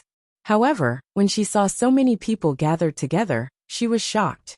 She couldn't help but exclaim, how can there be so many people? I'm afraid there are tens of thousands of people here, right? Ziyuan looked at the foot of the mountain in shock and said in a low voice, there should be. Why are there so many cultivators gathered together? Tens of thousands of cultivators gathered together. Such a thing was extremely rare in the history of the cultivation world of China and Japan. When tens of thousands of ordinary people gathered together, it would be a huge scene. Not to mention that these tens of thousands of ordinary people were all ordinary people. Although the country monitored cultivators closely, the lowest cultivation quotient here was a top Yang spirit master. If they wanted to kill a person, they might not be able to succeed 100% of the time. However, if they really wanted to go to a place, nothing could stop them. Zhou Qin's face darkened as she looked at the terrifying scene in front of her. An extremely ominous thought came to her mind. Could it be that they are all here to deal with Master? Ziyuan hurriedly turned around and wanted to quickly walk into the stone room to warn Li Yundong. What she was most worried about had finally happened. Li Yundong's strength had reached an astonishing level.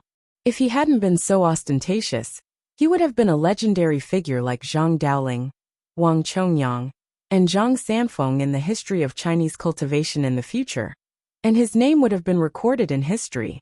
But he had fallen into the worst deadlock. Ever since Ziyuan rescued Su Chan, who had fainted and revealed her true body in the Xingyuan Hotel in Tianan City, she had been deeply worried. Zhou Qin didn't know the deeds of the mystical silver fox, but she, Ziyuan, was the future leader of the Linggong sect. She knew all these secrets. Since ancient times, the only one who could cultivate all 9 fox tails into golden fox tails was the mystical silver fox with mystical luck.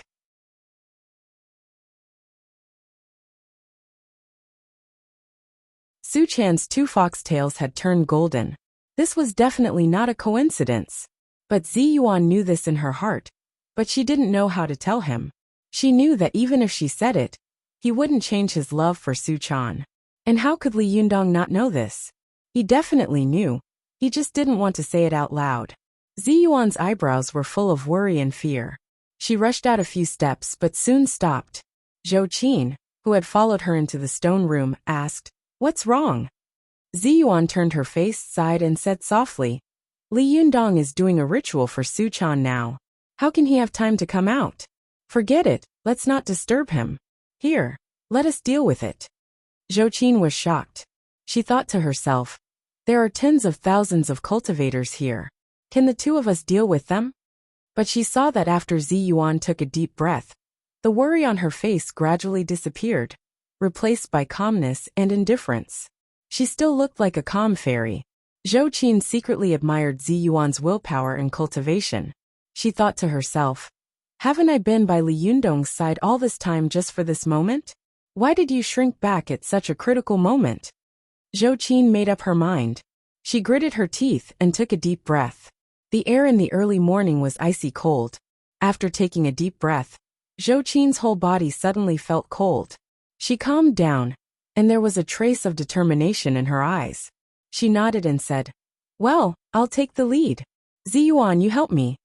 As soon as she finished speaking, she heard a voice behind them. Nonsense. Can the two of you fight against so many people? I'm afraid I can't do it either. Zhou Qin's body shook slightly. She looked back, and saw that Li Yundong was looking at the two of them with his hands behind his back. Zhou Qin couldn't help but ask, Master, you? Ziyuan also saw Li Yundong and asked doubtfully, you? Is your young spirit out of your body? Li Yundong looked at Ziyuan and nodded gently. He sighed and said, yes, if I don't come out, you two will do stupid things. Li Yundong slowly walked over to the two of them and said, Zhou Qin, you're not thinking of doing something stupid like risking your life to buy time for me, are you? Zhou Qin's childish thoughts were immediately seen through by Li Yundong. Her face turned red in an instant, and her ears were so red that they seemed to be dripping blood. She subconsciously turned her face away, but soon turned back and looked at Li Yundong stubbornly. If necessary, yes. Li Yundong sighed. He stretched out his hand and patted Zhou Qin's shoulder gently. With a complicated look in his eyes, he said, Zhou Qin, but have you ever thought about what I would do if something happened to you? Zhou Qin was stunned when she heard this. Her extremely beautiful eyes couldn't help but become misty. She slowly lowered her head and said in a low voice, Master, do you really have me in your heart? Li Yundong sighed and asked, do I not have you in my heart? When Zhou Qin heard this, she was stunned. She carefully pondered over the meaning of Li Yundong's words, and her mind was in a mess. What does Master mean by this? What does he mean by having me in his heart? It sounds a little ambiguous, but why can't I hear any other meaning when Master says it? Zhou Qin was so concerned that she let her imagination run wild for a moment. At this moment, she was a little dazed. Li Yundong looked at Ziyuan, and saw that she was also looking at him worriedly. When their eyes met, they seemed to understand each other's thoughts. Li Yundong nodded and said, don't worry, my real body is still casting spells to suppress the mystical silver fox in Su Chan's body. Ziyuan was slightly relieved. She asked, what do you think we should do now? Li Yundong glanced around, and saw that there were people everywhere at the foot of the mountain. He sighed softly and said with great emotion, why don't you two persuade me not to go against the cultivators of the world? Ziyuan laughed. She pulled the hair by her ear and said softly, is it useful? Li Yundong glanced at her, and also laughed. He said, we cultivators always say that we should be one with heaven and man, and we should use our own small universe to accommodate the universe of heaven and earth. But the world is so big that it can accommodate everything. But in fact, it is difficult for the world to accommodate some aliens. Li Yundong said with confidence and composure, each of us cultivators actually lives in our own spirit space. Everyone cultivates for different reasons, and everyone cultivates for different purposes. At this time, they united together and appeared in front of me. Some of them did it for their own interests, some for the interests of other sects. Some were coerced to come together, and some came to take advantage of the situation. Li Yundong laughed, but there was no anger in his smile. It was as if he had seen through all kinds of life in the world in an instant, and he had seen through the hearts and true thoughts of these people. Li Yundong sighed softly and continued, each of them has their own purposes, but they have never thought about why I refused to agree to their requests. Ziyuan listened and was silent for a while. then said in a low voice, "Everyone's position is different, so of course the price is different." Li Yundong looked back at the stone room and saw that there was a burst of golden light coming from it. Around Su Chan, golden Sanskrit characters were lingering around her. Li Yundong's real body was still quickly pinching the Mahamudra and reciting the scriptures. Li Yundong smiled deeply and lovingly. He slowly shook his head, walked out of the stone cave, and appeared halfway up the mountain. As soon as he appeared, the gazes of everyone at the foot of the mountain all turned to look at him. The gazes of tens of thousands of cultivators were really pointing at him, and the pressure was unimaginable. If it had been an ordinary person, he would have collapsed and become a cripple at this moment. However, Li Yundong just took it as a breeze. He smiled slightly and said slowly, "It's so lively. Really lively." Li Yundong's gaze swept across the crowd and fell on Du Fei of the Chuanjin dragon sect. He couldn't help but be stunned and said, "Jinren Du, you're here too?" Du Fei smiled bitterly. He sighed, saluted, and said, "Jinren Li, we meet again." Li Yundong smiled and glanced at the others around Du Fei. He saw that his old acquaintances, Wei Qing and Yu Sheng, were both next to him. When their eyes met his, they immediately lowered their heads and looked ashamed. It was obvious that they had been coerced to come here. In such a situation, they had no choice but to come.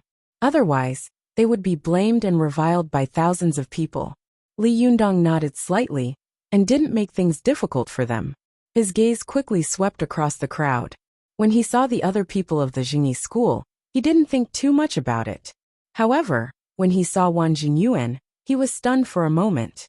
The corners of his mouth curled up, and an incomparably sarcastic smile appeared. "Master Wan, it's true that I can see you everywhere." Wang Jinyuan didn't seem to understand Li Yundong's sarcasm. He smiled slightly, walked out of the crowd, and said in a clear voice, "Jinren Li, you are a great master and genius that has not been seen in the Chinese cultivation world for nearly 100 years. You originally had the hope of becoming a great master and leaving your name in history, but you wholeheartedly protected a fox demon. You went against the heaven and aroused public anger. I really feel sorry for you, Jinren Li." Hearing this, Li Yundong couldn't help but raise his head and laugh.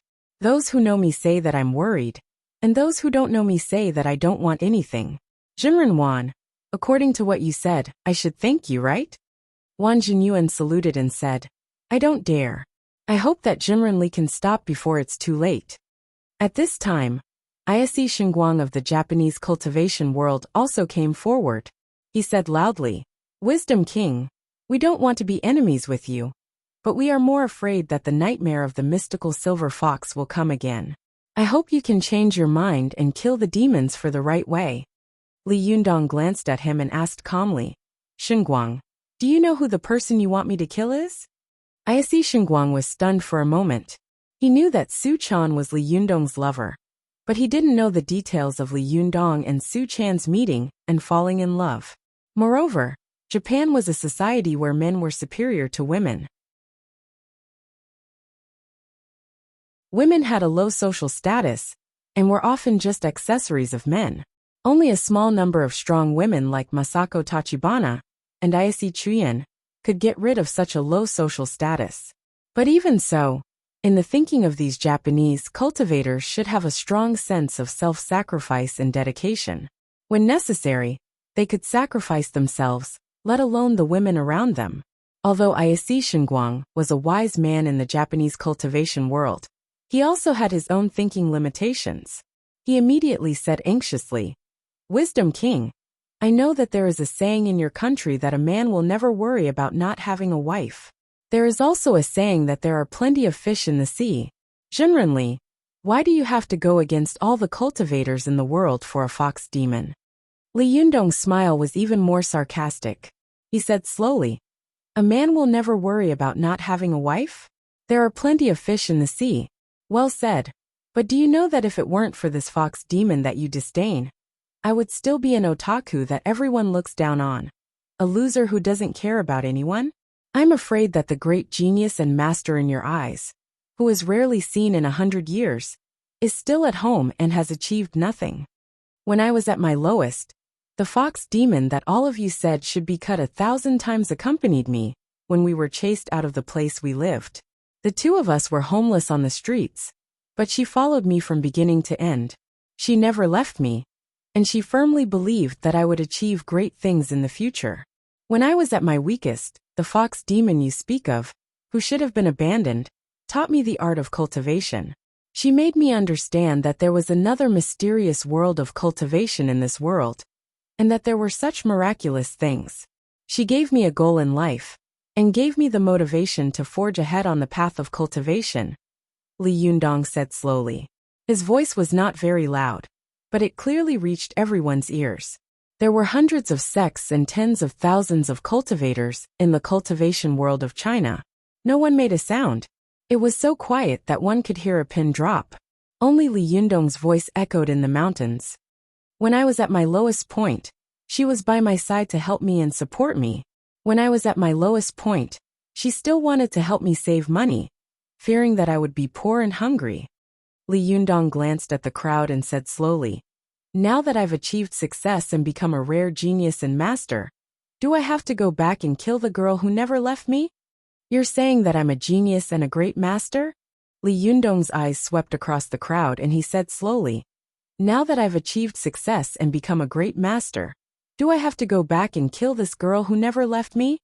Li Yundong's eyes slowly swept across the faces of the cultivators of the various sections. He said, "Tell me, if I do this, am I still a human?" Everyone listened to Li Yundong's words. Although his tone was flat, and his words were simple, they could all hear the infinite deep feelings in his tone. They were all silent, and no one answered Li Yundong's words.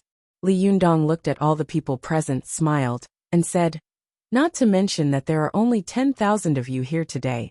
Even if all the cultivators in the world come, even if all the gods and Buddhas of the Purple Cloud Palace come together, if they want to touch my girl, they will have to step over me first." Everyone's hearts trembled. Ayasi Xinguang raised his head and looked at Li Yundong in despair. He said loudly, "Wisdom King, is there really no way to save it?" Li Yundong didn't look at him anymore. He raised his head and said slowly, "No matter what you say today, I only have one thing to say." Li Yundong's eyes instantly became extremely sharp. His voice was as sonorous as iron, and he said resolutely, "If you have any means, bring it on. Well, it seems that it has been a while since I wrote a big chapter of about 450 words.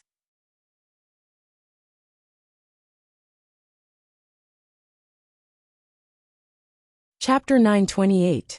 Li Yundong's words made the hearts of the cultivators on and off the mountain feel cold. They knew that a battle was inevitable. Li Yundong's reputation had risen over the past year. After several tough battles in a row, he had become famous all over the world. No one in the cultivation world didn't know him. Who would dare to challenge him?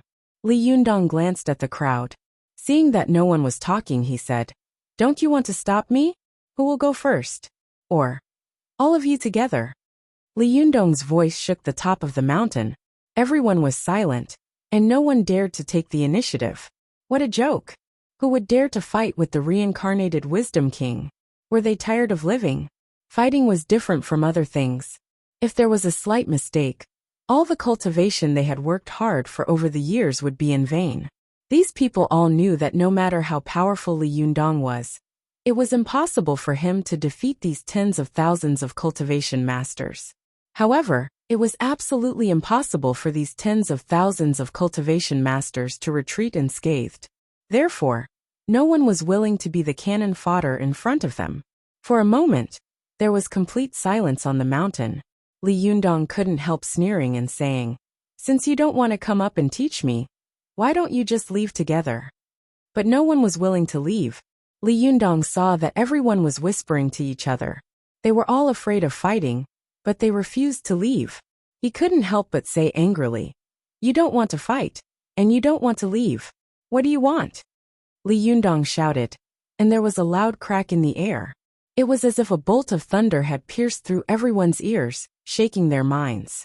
At this time, Zhang Huashui of the Qingqing sect couldn't help but say to Zhang Tongtian, "Xixiang, if you don't dare to go, I'll go." Zhang Tongtian quickly grabbed his hot-tempered Xixiang. He knew Zhang Huashui's temper. If he went up to challenge Li Yundong, he was afraid that he would fight with Li Yundong with his life. Judging from Li Yundong's situation, most of the people who fought with him did not have a good result. They were either dead or injured. Many people thought that the higher one's cultivation base was, the more they would be able to control themselves. But in reality, it was the opposite. The higher the cultivation of a person, the more dangerous and unpredictable it was.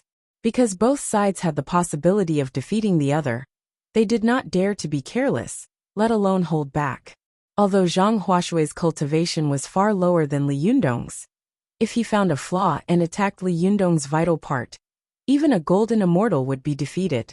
Zhang Tongtian would never expect Li Yunong to show mercy, so he immediately grabbed Zhang Huashui, glared at him, and shouted, "Are you the leader or am I? Want to be in the limelight?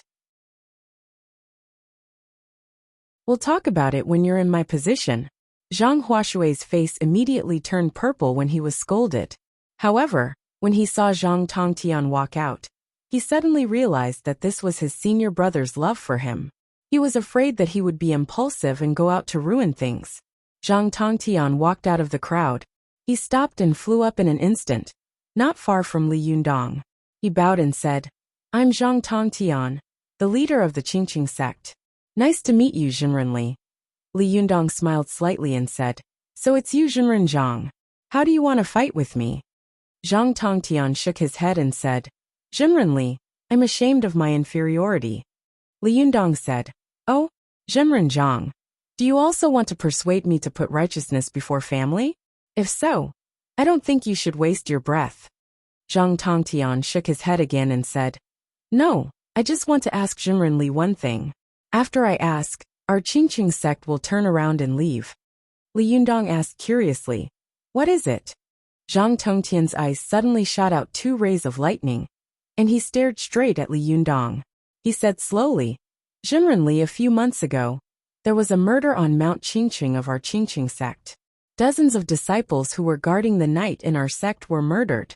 When I arrived at the scene that night, I found that there was already a river of blood on the spot, and the corpses had even been piled up like a tower. But what was even more unfortunate was that we sensed the fox demon's qi at the scene. Therefore, I would like to ask Jinren Li, what is the relationship between your Fox Zen school and this murder?" Li Yundong was shocked. He hadn't expected that Zhang Tongtian would bring up this matter at this time. He said in a deep voice, "Jinren Zhang, if I'm not wrong, it should have been done by Lu Yi, the former leader of the Fox Zen school. His purpose was to frame me." Zhang Tongtian's eyes narrowed, and then he asked, "Now that Lu Yi is dead, Jinren Li, aren't you saying that there's no evidence?" Li Yundong said coldly, "Then what do you want to do, Jinren Zhang?" Zhang Tongtian sighed softly. With a flick of his wrist, a 3-colored divine light suddenly flashed behind him, and a 3-foot-long sword appeared in his hand. The Sanhuang sword? The cultivators at the foot of the mountain were all stirred when they saw it. Even most of the cultivators in the Japanese cultivation world knew this peerless, powerful magical weapon, which was ranked second among the 5 great divine swords of the Chinese Taoist cultivation world. Many of them had already seen the power of the immortal trapping sword of the 4 immortal killing swords. Just the immortal trapping sword of the 4 immortal killing swords had trapped the mystical silver fox. How powerful would the Sanhuang sword be? Although the Sanhuang sword had been taken from Zhang Tsuni's hands by Shinsu, the power of the powerful magical weapon depended on the user. Zhang Tsuni's own cultivation was among the best of the younger generation, but compared with the top masters, he was far behind. Therefore, although this powerful magical weapon was powerful, the power and role it could play in his hands were extremely limited. However, if Zhang Tongtian was the one wielding this magic treasure, then it would be a completely different story. The Qingqing sect was a big sect in the middle of Sichuan, and it was one of the few big sects in the Taoist cultivation world. It had a deep foundation. Zhang Tongtian himself was also one of the famous masters of thunder retribution. He had been famous for a long time. He and the Sanhuang sword had already become one. If he used it, The power of the divine sword would definitely be earth-shattering. He might have the power to fight against Li Yundong. The cultivators of all sects had temporarily gathered together. Although they were putting pressure on Li Yundong, there were also many people who had come to join in the fun. If they could see such a top-level battle with their own eyes, it would even be better than 10 years of hard work in seclusion. Li Yundong saw the Sanhuang sword in Zhang Tongtian's hand. He smiled slightly and said, "Zhenren Zhang wants to fight with me with powerful magical weapons? My powerful magical weapon is not with me. Why don't I fight with your powerful magical weapon with my bare hands? What do you think?" When the crowd heard this, there was an uproar. They all knew that Li Yundong had already obtained the Dharmakaya of Wisdom King, but they didn't know how powerful he would be after obtaining it. Seeing that he was going to fight with Zhang Tongtian, who was holding the Sanhuang sword, with his bare hands, they were all shocked. It was like a duel between two sides. One side was empty-handed, while the other side was carrying a machine gun. How could they fight? Zhou Qin was also shocked when she heard this. She had already cultivated to the Thunder Retribution realm, and she was also a great master of the unity of heaven and man realm. Naturally, she could feel that the Sanhuang sword in Zhang Tongtian's hand was different. In Zhang Xuani's hand, the Sanhuang sword was just a sharp and powerful magical weapon. Anyone who touched it would break it. It could be called a magic weapon, but it might not have any magic power. But right now, in Zhang Tongtian's hand, the Sanhuang sword was flowing with a faint three-colored divine light. This divine light spread out in all directions. Two of them went straight into the ground, and the other went straight to the sky. It seemed to be continuously absorbing the three completely different powers of heaven, earth and water. Zhou Qin knew that if any powerful magical weapon could continuously absorb power from heaven, earth and water, it was equivalent to having an endless source of power. It could be said to be endless and have endless divine power. Seeing that Li Yundong wanted to compete with Zhang Tongtian, who had the Sanhuang sword, with his bare hands, she couldn't help but feel anxious. Just as she was about to step forward to speak, she was pulled back by Ziyuan. Zhou Qin turned her head and said anxiously, "Ziyuan, let go of him. Master is too careless. The Sanhuang sword is a magical sword that is as famous as the Xianyuan sword and the four fairy killing swords. How can he fight the enemy empty-handed?" However, Ziyuan shook her head. She gently pointed to the real body of Li Yundong, who was quickly forming Mahamudra and chanting Buddhist scriptures in the stone cave. She said, "No, Zhou Qin, Li Yundong doesn't really want to fight with them. This is just an open way." Zhou Qin's eyes lit up and she blurted out, secretly crossing Chun's song. Ziyuan nodded slightly and sighed softly. "I hope Li Yundong can hold on until Suchan wakes up." Zhou Qin said worriedly, "I hope so." The two of them looked at Li Yundong again. At this time, at the foot of the mountain, a monk came to the side of Master Purin, the abbot of Shiyuan Temple. He bowed his head and said in a low voice, "Abbot, the monks of the Pure Land True sect, the Tiantai sect, and the Xingyan Tantrism are all in place. Should we?" The relationship between the Buddhist cultivation world of China and Japan was special. The Japanese Buddhist community had always believed that China was the mother country of Japanese Buddhism. Therefore, although the relationship between the two countries had ups and downs, and was extremely sensitive, the relationship between the Buddhist communities of the two countries was quite close. The monks of the two countries were rarely hostile to each other. Therefore, when the monk mentioned the various sects of the Japanese cultivation world, his tone was quite friendly. Purin raised his head and looked at Li Yundong in the distance. He sighed and turned to look at the abbot of Jinshan Temple, only to see that the abbot of Jinshan Temple also nodded at him. Purin sighed and said, "Sure enough, this happened. When Li Yundong wanted to learn the demon-subduing formation and wanted to borrow the burning thumb pot, I was worried that something like this would happen. So I repeatedly asked him what he should do if he encountered such a thing. But I didn't expect." Purin sighed and shook his head. "The gratitude and grudges of the world are all illusory. Zhenrenli is possessed." Purin sighed with emotion. He turned his head and said to the monk, "Go and tell the monks that we are ready." The monk nodded and ran away quickly. After a while, a golden beam of light rose into the sky from the place where the Japanese Buddhist cultivation sects were gathered. A low chanting of Buddhist scriptures resounded in all directions, shaking the sky. Then, the eminent monks of Jinshan Temple, Shiyuan Temple, Mount Putuwa, Mount Wui, and other famous temples also sat down cross-legged, pinched their fingers and chanted Buddhist scriptures. After a while, another beam of light rose into the sky, echoing with the previous beam of light. It rushed straight into the sky, as if it wanted to poke a hole in the sky. Li Yundong was shocked by the scene in front of him, but he immediately recognized that this was the 10,000 Buddhas worshipping formation, specially created by Buddhist cultivators to prevent Buddhism from being destroyed by demons in the Dharma-ending age. If it was in the Dharma-ending era, when demons and evil paths were rampant, and the Buddhist Dharma was no match for evil arts, the Buddhist cultivators could use this array to directly connect to the heaven realm and invite Buddha to descend to the mortal world to subdue the demons and devils. However, the requirements of this magic formation were too harsh, so even if Buddhism had suffered several disasters, it had not had the chance to be used.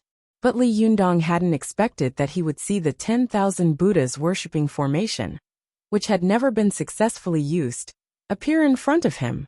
Li Yundong was shocked and angry. He laughed angrily and said, "Well, it seems that you think of me as a devil." His body moved, and he wanted to rush towards the Dharma formation. However, as soon as Li Yundong moved his mind, he saw a three-colored divine light pouncing toward him like a bolt of lightning without warning. Li Yundong's figure flashed, and he immediately retreated. Li Yundong retreated at an extremely fast speed, leaving an afterimage in the air. The three-colored divine light instantly tore Li Yundong's afterimage into countless pieces. Li Yundong took a closer look and saw that Zhang Tongtian was holding the Sanhuang sword and staring at him. He said slowly, "Zhenrenli, you can't have forgotten that your opponent is me, right?" Li Yundong's heart sank. He quickly glanced at the 10,000 Buddhas worshipping formation under his feet, and then looked at Zhang Tongtian. He knew that he wanted to stall for time, but the other party was also stalling for time. But he didn't know who would be the one to die in the end.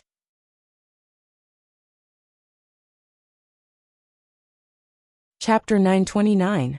In Dongwu City, there was still a group of people rushing to Mount Tianlong. You. Calm. Hurry up, you good-for-nothings. Hurry up. Ding Nan ran quickly on the mountain road leading to Mount Tianlong. She walked as if she was flying, and her speed was amazing. She was like a strong and vigorous horse. Because of the battle in Nazuno, Ding Nan had violated the taboo of Chinese cultivators.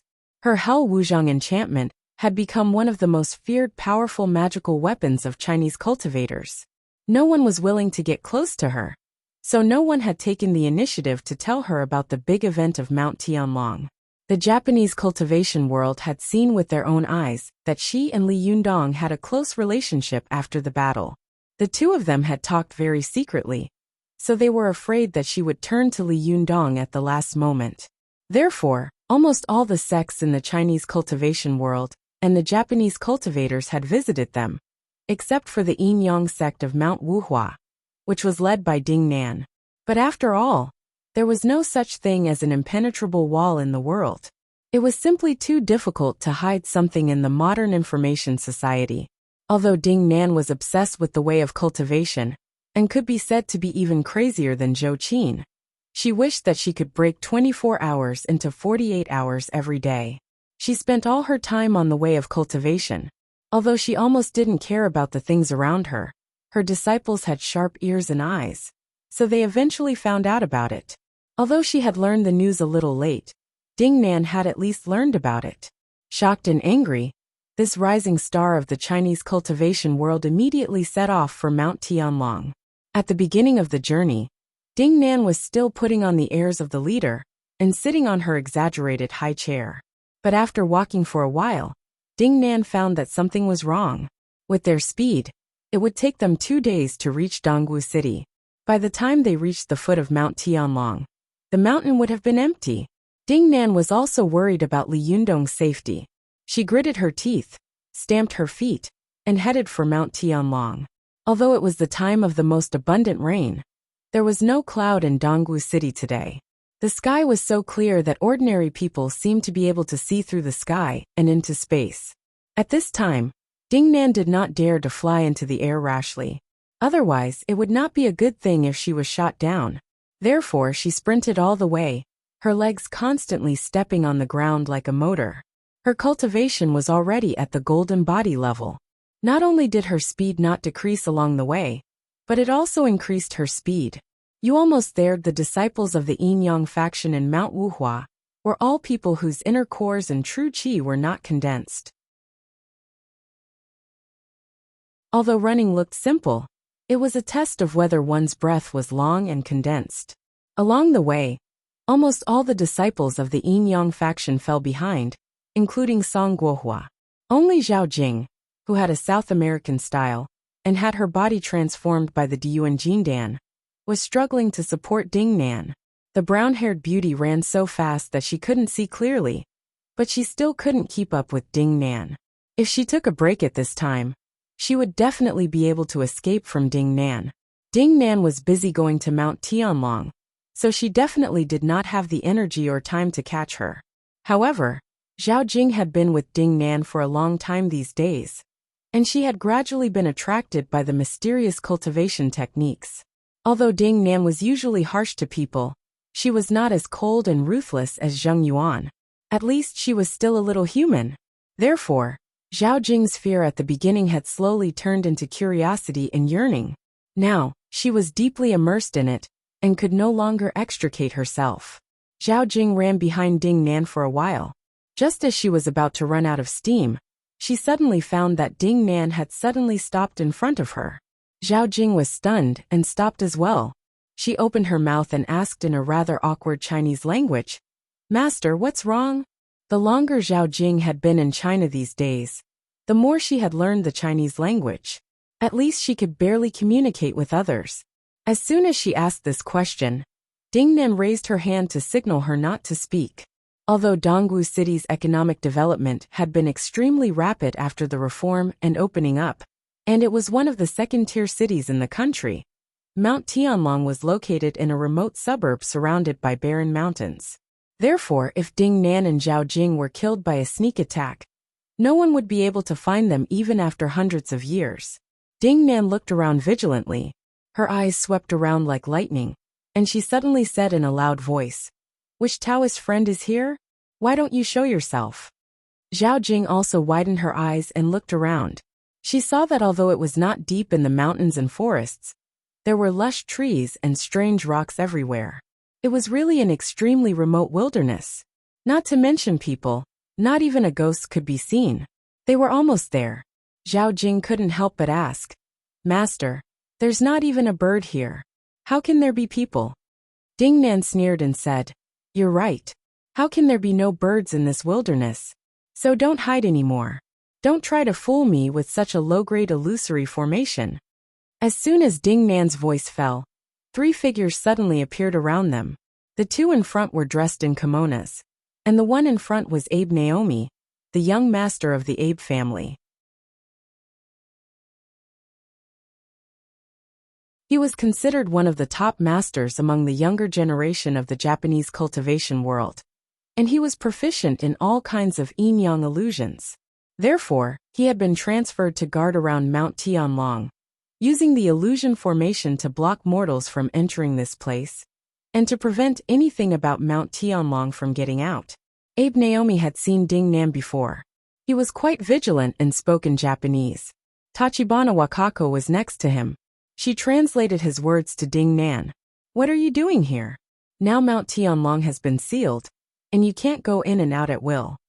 Hearing this, Dingnan was furious and shouted, "Bullsh*T. This is China, not Japan. If I want to come here, do I need to ask you Japanese for your opinion?" Abe Naomi and Tachibana Wakako were stunned when they heard this. They turned to look at the person next to them, who was dressed in a Taoist robe. He was a young disciple of the Jingyi school. The disciple said to Dingnan, "Leader Ding, now Mount Tianlong has been sealed by the cultivation world of China and Japan. You can't go up there." Dingnan was furious. She took a step forward and said sternly, "Why can your sects go up the mountain, but the Yin Yang sect of Mount Wuhua can't?" At this time, Zhao Jing also chimed in. "That's right, you don't have the right to do this." The disciple of the Jingyi school looked embarrassed. He wanted to speak again, but Ding Nan had already stepped forward. He quickly stood in front of her and said, "Leader Ding Yu." Ding Nan didn't wait for him to finish. She raised her arm, picked him up like a little spirit, and threw him out. Abe Naomi and Tachibana Wakako were shocked. Just as they were about to step forward, Ding Nan turned her head and glared at them. "If you're not afraid of death, try to stop me." Ding Nan's cultivation was getting higher and higher. Moreover, she had experienced several battles, so her bearing and spirit had slowly been honed. She now had the demeanor of a great cultivator. Her words were really amazing, making Abe Naomi and Tachibana Wakako feel like they were being robbed. For a moment, neither of them dared to step forward to stop her. Ding Nan snorted angrily, turned around, and stretched out her hands. Suddenly, ripples appeared where her fingers had pierced. She shouted and pulled hard to both sides, tearing a gap in front of her. As soon as the gap was torn open, there was a burst of dazzling divine light coming from inside, followed by a burst of deafening roars and chanting of Buddhist scriptures. Zhao Jing looked inside and saw 9 golden pillars of light rising from several directions at the foot of Mount Tianlong. There were 9 colored clouds rolling in the sky, and colorful ripples spread in all directions. However, when they spread in front of them, they were blocked by the magic formation and scattered into colorful dust, like falling cherry blossoms, dazzling people. Abe Naomi, Tachibana Wakako, and the others had been sent to guard the periphery, so they had some thoughts in their hearts. After all, who didn't want to see the strongest battle in the cultivation world? When the two of them saw that Ding Nan had forcibly broken the magic formation, they couldn't help but look inside. It would have been better if they hadn't seen it, but as soon as they saw it, they couldn't take their eyes off it. They saw an immovable wisdom king with 3 heads and 6 arms, sitting on the mountainside of Mount Tianlong. It was the incarnation of Li Yundong's yang spirit. The 6 arms of this wisdom king were constantly pinching the mantra Mahamudra. In front of him was a middle-aged Taoist in a Taoist robe. This Taoist was holding a sword surrounded by green, yellow, and black. The 3 divine lights on this sword were constantly absorbing power from the heaven, earth, and water. As soon as he lifted it, the sky and earth shook, and the wind and clouds surged. The momentum was so great that it seemed that the sky was about to collapse, and the earth was about to crack. The Taoist waved his hand, and the Sanhuang sword fell toward Li Yundong. The divine sword cut through the sky, leaving a long 3-colored shadow, as if it had cut the sky into 2 pieces. Ding Nan was shocked when she saw it. She had seen the Sanhuang sword before. At the Taoist assembly, the Sanhuang sword had been taken away by Shinsu, which made her look down on this legendary divine sword. But now, in the hands of this middle-aged Taoist, this divine sword was terrifyingly powerful. With a raise of his hand, it really had the power to change the world. Ding Nan did not dare to imagine how she would defend herself if the Taoist priest slashed at her with his sword. In fact, whether it was a Taoist or Buddhist cultivation magic weapon, the more powerful the magic weapon was, the more ingenious it was. The magical effect of Ding Nan's Hell 5 Zhang Soul hook was extremely simple. She just had to call out the other party's name, and then the ghosts of the Hell 5 Zhang Soul hook would come out and pull the other party's soul into it. Then there would be no more tricks, not even the slightest bit of tricks. The Sanhuang sword was also raised and then slashed. It was a simple and ordinary action, but its power was so great that people didn't dare to look directly at it. The Qingqing sect had been established for thousands of years, and it was still standing today because of the Sanhuang sword, the most powerful magic weapon of the sect. The Xianyuan sword had long been lost, and the 4 fairy-killing swords had completely disappeared. Therefore, in fact, the most powerful ancient sword in the cultivation world was the Sanhuang sword. At this time, Abe Naomi and Tachibana Wakako also couldn't help standing in front of the crack. They widened their eyes and looked inside. Even the Taoist who had been thrown out by Ding Nan had forgotten what had happened before, and looked at the situation inside with his mouth agape. They only saw the power of this sword. Although the world was big, no one could match it. And the immovable Wisdom King was known to frighten all demons and evil spirits and sweep away all evil obstacles. The strongest divine sword in the Chinese cultivation world collided with the immovable Wisdom King, the king of all wisdom kings, and the king of all wisdom kings. But no one knew who would win. As soon as this thought came to their minds, they saw Li Yundong holding the Mahamudra, holding the glittering golden Mahamudra, and facing the Sanhuang sword. The aura of the golden Mahamudra in the air was condensed and vigorous, as if it were real. Even though Ding Nan and the others were very far away, they felt that the Mahamudra was like a strict golden pagoda wall, unshakable. Seeing that the Mahamudra and the Sanhuang sword were getting closer and closer, they were so nervous that they didn't dare to breathe. Suddenly, as soon as the Mahamudra touched the Sanhuang sword, the golden Mahamudra immediately collapsed. The Sanhuang sword cut down like a hot knife through butter, smashing several Mahamudra in succession, and chopping down on the head of Li Yundong's young spirit. Ding Nan was shocked when she saw this. She rushed in without hesitation.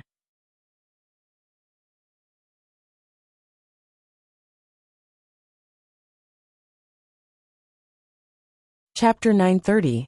Ding Nan hadn't expected the power of the Sanhuang sword to be so great. Even Li Yundong's mantra Mahamudra, which had always been invincible, couldn't resist it. If ordinary powerful magical weapons hit Li Yundong's young spirit, they would probably be bounced off immediately. Even if there was a more powerful magical weapon that could shatter Li Yundong's young spirit golden body, he could immediately recover. However, the Sanhuang sword was not an ordinary magical weapon. It was a powerful magical weapon personally refined by the heavenly lord of the primeval beginning. The three human emperors had used this sword to sweep the world and kill demons. In terms of the power of a single sword, the Sanhuang sword was only inferior to the Xianyuan sword, and above the four immortal swords. If the Sanhuang sword hit Li Yundong, his golden body would probably be unable to recover immediately. His soul would dissipate, and he would die. Although Li Yundong had Zhou Qin and Zi Yuan by his side, how could they resist a powerful magical weapon that even Li Yundong couldn't resist? Even Li Yunyang himself hadn't expected that the Sanhuang sword would be so powerful in the hands of Zhang Tongtian, the leader of the Qingqing sect. It had actually reached such a level. When the sword fell, its power was brilliant. The world was filled with sharp sword qi, and the mighty aura of the emperor filled the world. For a moment, although most of the cultivators of the various sects in the Middle Sun were operating the magic formation, they were all stunned and gasped when they saw such an earth-shattering sword. Zhou Ping of the Jingyi school had followed Zhang Ling here. When she saw Zhang Tongtian jump out to challenge Li Yunyang, she was quite disdainful in her heart, but at this time she was shocked. She cried out involuntarily, "This Zhang Tongtian is actually so powerful?" Zhang Ling's face was also full of solemnity. She looked up at the sky and said slowly, "You have to know that he is the leader of the Qingqing sect. Besides, this is the Sanhuang sword. It's the sword used by the three human emperors Yao Xuanyu." The Xianyuan sword was not called the Xianyuan sword at first. It was the Yellow Emperor Xianyuan, who used this sword to fight against Qiyu, and won in the end. That was why it was called the Xianyuan sword. The cultivation world also recognized this sword as the best of the divine swords in the world. After the Yellow Emperor Xianyuan, almost every generation of emperors was a great expert in the cultivation world. Some of them were even gods themselves. The earliest Suirenshi, Fuxi, and Shenongshi were all powerful gods. Even the descendants of the Yellow Emperor Xianyuan, like Xiaohao and Zhuanxu, were extremely powerful experts. Among them, Zhuanxu had even fought with the water god Gonggong for the throne. He had beaten the water god to the point that he flew into a rage out of humiliation and crashed into Mount Buzhou.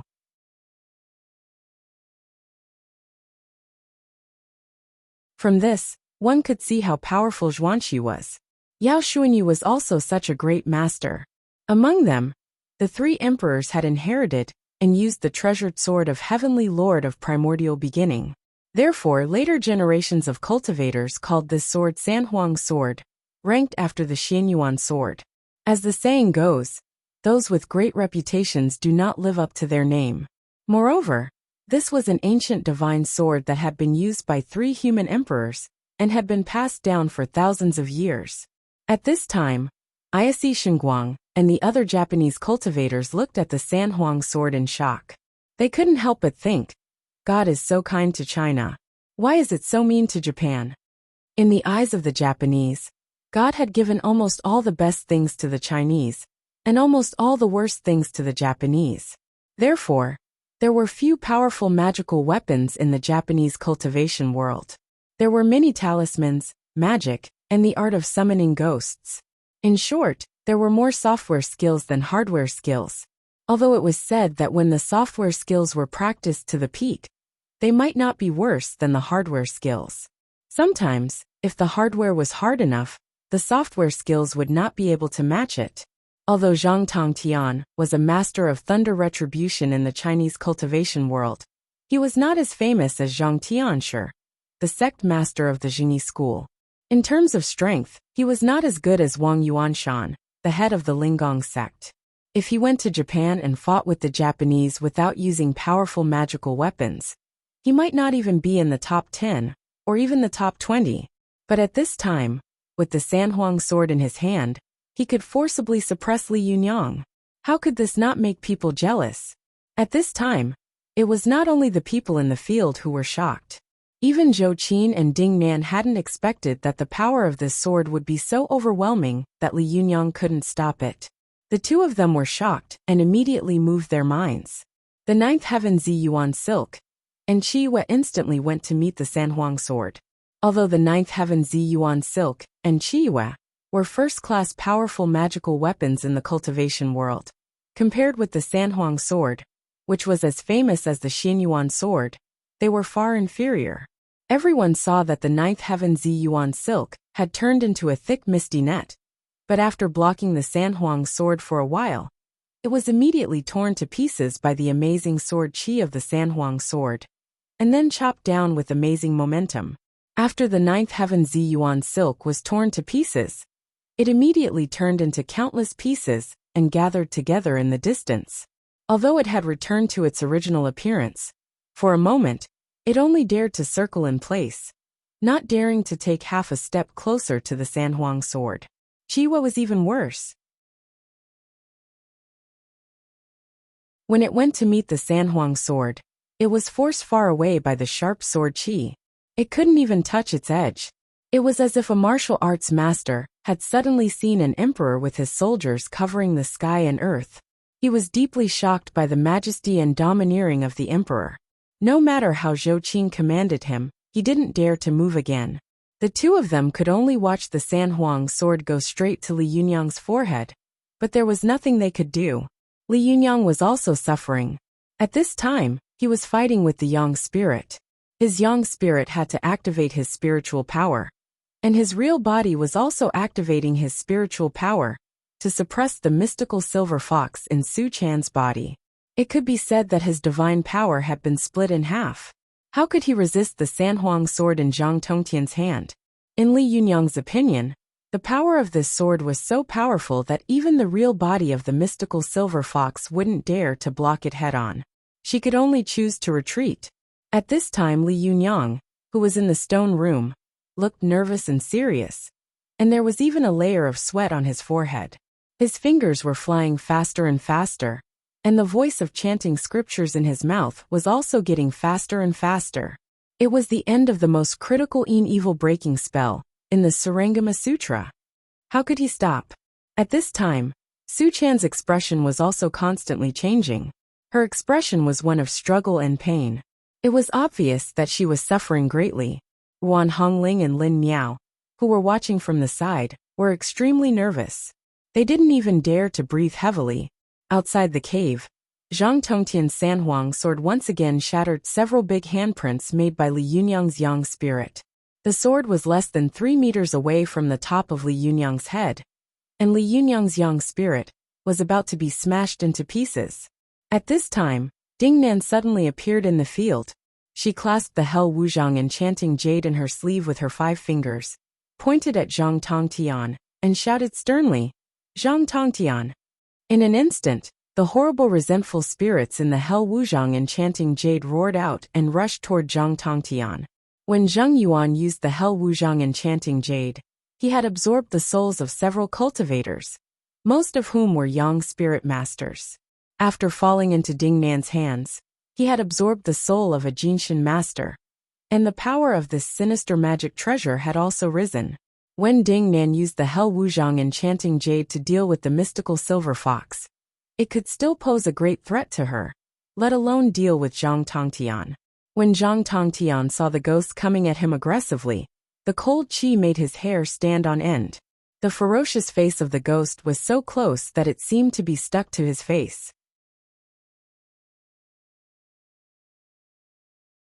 In the blink of an eye, it was about to devour his soul. After all, Zhang Tongtian was a famous master in the Chinese cultivation world, and the leader of the Qingqing sect. He immediately retreated more than 10 meters in an instant. At the same time, with a shake of his wrist, the Sanhuang sword, which had already been chopped down, immediately raised its head like a divine dragon. The sword edge cut through the sky and swept toward the ghost of the Hell Wuzhang enchanting jade. This sweep was really like Xingtian waving Gan Qi. It was so powerful that as soon as the powerful ghost of the ghost was touched by the mighty sword Qi, it was like spring snow meeting the scorching sun. In the blink of an eye, it let out an extremely ear-piercing scream and wail, turned into a puff of green smoke, and quickly drilled back into Ding Nan's Hell Wuzhang enchanting jade. Ding Nan's face turned pale with fright. Holding the Hell Wuzhang enchanting jade in her hand, she could even feel the magic treasure trembling in fear. It was the first time she had seen such a domineering magic treasure that could scare the Hell Wuzhang enchanting jade to such an extent. She suddenly entered the scene and helped Li Yundong. It happened so suddenly and so quickly that Zhang Tongtian once again swung his sword toward Li Yundong. It was only 2 seconds later, but in the blink of an eye, Li Yundong had completely completed the last part of the erotic magic-breaking spell. After he finished the last Mahamudra, Su Chan's side was already full of glittering Mahamudra runes. Her whole body seemed to be in a huge golden light shield. Su Chan's expression was calm, as if she had fallen asleep. However, her eyelids were trembling slightly, as if she would wake up in the next second. At this time, Li Yundong had finished the spell. His body immediately flashed, and in an instant, he rushed out of the cave and merged with his Yang spirit Jinshin. The people outside the cave saw a figure flash in the cave, and it seemed that a residual shadow had entered Li Yundong's body. Just as Li Yundong's Yang spirit and body merged into one, the Sanhuang sword had once again slashed at Li Yundong's head. But at this time, Li Yundong had already recovered his full strength. As soon as he opened his eyes, the bones all over his body crackled. In an instant, 2 huge arms rose from his shoulders. He clapped his hands and forcibly clamped the Sanhuang sword between his palms. Everyone saw that the 2 arms were blue and black, and the Sanhuang sword between the 2 palms was struggling violently. Its strength was so great that the surrounding air and mountains were shaking. Li Yundong's 2 palms seemed to be clamping a crazily struggling sun. The center of his palms was burning fiercely, and after a while, bursts of thick white mist were emitted. But Li Yundong did not let go at all. He glared at them, and blue flames burned all over his body. In this flame, the 2 original arms slowly stretched out, and little by little, an immovable wisdom king with vertical pupils and 3 eyes appeared. The immovable wisdom king held the Sanhuang sword in both hands, and soon 2 more arms grew out of his shoulders. One of his arms was clenched into a fist, and in an instant, a long sword of blue flames appeared in his palm. It was the Vajra wisdom sword, and in the other hand, a Vajra silk rope in the shape of a blue flame belt appeared. As soon as Li Yundong's wisdom king real body appeared, he immediately blocked the Sanhuang sword. He glared at Zhang Tongtian and said, "Leader Zhang, your sword has cleansed the devils and deterred the clowns. It is indeed invincible in the world, but look clearly who I am." Li Yundong shouted and exerted force with the 2 arms holding the Sanhuang sword. The blue veins on his arms twisted like a group of snakes, and he looked extremely shocked. With the other two arms, he swung the Vajra silk rope with one hand and smashed it toward Zhang Tongtian's head. The other arm holding the Vajra wisdom sword was raised high and slashed down at the Sanhuang sword. At this moment, everyone on and off the field held their breath. They stared at the collision between the Sanhuang sword and the Vajra wisdom sword with their eyes wide open. This was not only the collision of the two great divine weapons of Buddhism and Taoism, but also the collision of the Emperor of the Three Emperors and the King of the Kings. But was the Sanhuang sword of the Emperor of the Three Emperors more powerful, or the immovable Wisdom King of the Wisdom Kings? Alas, I still can't make it in time for the update. Depressing, this is the update on the 30th. Some readers asked me why I only have one update a day recently. Let me explain. Tang, I have been very busy recently. I have a lot of work on hand, and at the end of the year, I really can't write, and I have to prepare a new book. With all kinds of things coming together, I really can't spare the time and energy to update 2 times a day. Everyone, I'm seriously sorry. I think at the end of the year, I'd better try my best to ensure the quality.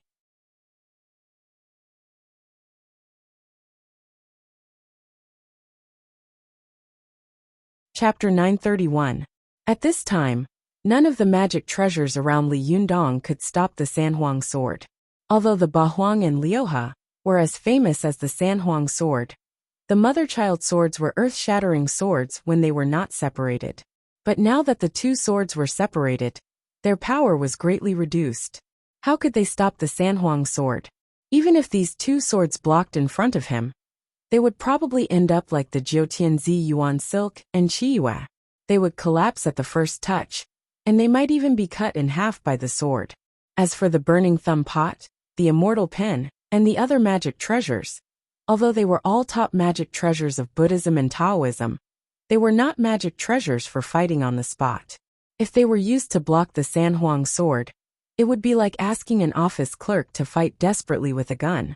They were completely unprofessional. Even Li Yundong's mantra Mahamudra couldn't stop the power of the Sanhuang sword, even if he used it with all his strength. The reason was very simple.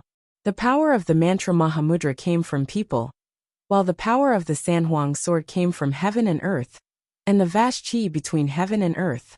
No matter how powerful a person was, how could he compare with the power of heaven and earth? Therefore, in Li Yundong's opinion, the only thing that could compete with the Sanhuang sword was the Vajra wisdom sword condensed by the true God's spiritual power of Wisdom King himself. Everyone saw Li Yundong's Wisdom King's real body raise the blazing blue wisdom sword high and slash down at the Sanhuang sword. Although Zhang Tongtian's Sanhuang sword was clamped, he couldn't get out. Li Yunyang slashed at the body of the Sanhuang sword with the Vajra wisdom sword. The power was so fierce that the surrounding air seemed to be burning, and the space was distorted violently. From afar, one could feel a suffocating, blazing qi coming toward them. Zhang Tongtian's heart tightened. He turned his wrist, and the Sanhuang sword immediately cut the palm of his hand with the sharp blade. This move was fierce and hidden, and it was specially used to deal with bare-handed attacks. After all, the sword between the palms was only slightly more than an inch wide. If the sword spun in the palms, it would really be like a drill drilling into the palms. It would immediately turn the palms into a bloody mess, and even the fingers could be drilled off. Although Li Yundong had the Dharmakaya of a true god, he didn't dare to block the edge of the Sanhuang sword. If he was hit by the sword, his golden body would immediately be broken, and his Zhenfa would be completely exposed. Then he would die. Before Li Yundong sensed the other party's power, he immediately froze and let go of the sword with both hands. As soon as the 3 sovereign swords broke free, they immediately swung towards the Vajra wisdom sword.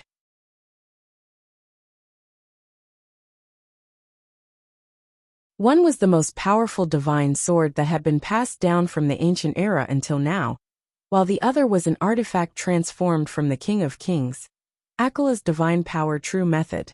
Even though the former was a tangible object, while the latter was an intangible object, but the two streaked across the sky, forcibly clashing together.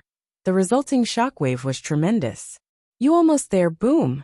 Everyone saw a four-colored halo spread out rapidly, as if an atomic bomb had exploded in mid-air. A strong shock wave shook Tianlong Mountain, causing sand and stones to fly and the wind to blow. Even the 9 golden pillars of light that soared into the sky were shaken and trembled a few times, and the pillars of light became much weaker. Li Yundong and Zhang Tongtian were instantly engulfed by the light wave. Everyone could only hear a loud rumbling sound coming from it. They could vaguely see a blazing blue long sword, and the long sword that was emitting green, yellow, and black divine light colliding again and again. It was ear-splitting and deafening. The cultivators in the 10,000 Buddhas worshipping formation saw that something was wrong. It was as if a terrible cannon had exploded in front of them. Every sound was like a cannonball falling on their heads. Not only did it make their ears ring and their eyes dizzy, but it also made their qi and blood fluctuate and their eyes dizzy. They knew that if they didn't cast spells, they would probably be injured by the shock.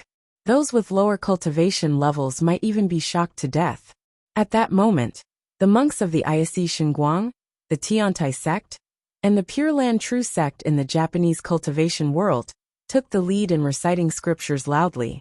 The abbots of Shiyuan Temple, Jinshan Temple, Wutai Mountain, and other places in the Chinese cultivation world also recited Buddhist scriptures loudly, using the powerful power of the magic formation to resist the power of the divine sword and Akala. No one knew how long it had been. They only felt an unprecedented loud noise suddenly ring out in the sky, followed by an ear-piercing buzzing sound in the air. The Sanhuang sword drew a few circles in the air, and with a clang, it fell to the ground. The body of the sword kept shaking, and the sword tassel danced wildly. Everyone was shocked. What? The Sanhuang sword had lost? However, although they were surprised, they didn't think it was strange. After all, the magic weapon battle did not only depend on the respective power of the two magic weapons. The power of a magic weapon not only depended on the grade of the magic weapon itself, but also on the strength of the user. The difference in power between a Yang Spirit Master, using the Sanhuang sword, and a Thunder Retribution Master, using the Sanhuang sword was like heaven and earth. But if it was used by a master in the 9th heaven realm, the realm would be different. They were afraid that even Li Yundong wouldn't be able to win. Once the cultivation of magic power reached the pinnacle of the realm, all tricks and moves were like fleeting clouds. When the 3 sovereign sword and the Vajra wisdom sword clashed, there was nothing fancy at all. Both sides did not care about techniques or moves. It was completely a clash of strength against strength, a clash of strength against strength. The stronger one sat high in the clouds, while the weaker one was beaten down to the mortal world. Just like Sun Xinghe's Shuntong skills, he had 72 changes. The power of the golden hoop bang in his hand was amazing, and his whole body was made of copper and iron, and he was indestructible. But even so, when he met Buddha, with a flip of his wrist, the overwhelming power immediately beat him to the ground. He couldn't use any Shuntong magic power, and all the changes were useless. It was almost there. This was the most typical example of one man's strength defeating 10 men. The Vajra wisdom sword in Li Yundong's hand represented the highest power and the strongest divine power of Wisdom King. It had a strong magic power that could burn everything. In terms of grade and strength, the Sanhuang sword was not inferior to the Vajra wisdom sword, but the gap between its master and Li Yundong's strength was too big. Therefore, after a few rounds of competition, it was beaten to the ground by the Vajra wisdom sword, making a buzzing sound unwillingly. At this time, everyone looked up into the sky and saw that Li Yundong's 3 eyes were still shining with divine light. He was majestic, holding the Vajra wisdom sword in one hand, and the Vajra rope in the other hand trapped Zhang Tongtian's whole body in it, like a cage of blue flames. Zhang Tongtian sat cross-legged in it, pinching his fingers and chanting incantations. He used all his jinqi and spiritual power to resist the burning and devouring of the blue hellfire. His expression was painful, and his whole body had already been ignited by the blue hellfire. It seemed that his soul would be burned to ashes in the next second. Seeing this scene, Zhang Huashui's eyes immediately turned red. He roared and rushed toward Li Yundong. Although Zhou Qin and Zi Yuan couldn't resist the divine power of the Sanhuang sword, it was easy for them to stop Zhang Huashui. In an instant, the two of them appeared in Zhang Huashui's path. Like two doors, they blocked his way. Zhang Huashui was hot-tempered. He immediately roared, waved his fists, and rushed toward the two of them. But at this moment, Li Yundong opened his eyes. The Vajra rope was like a flaming whip. It swung toward Zhang Huashui and tied him up like a dumpling. Then it lifted him high and smashed him heavily to the ground. Zhang Huashui fell to the ground and smashed a big hole in the ground. However, he was a Jinshin master. As long as the Jinshin was not broken, the human body furnace would not be damaged.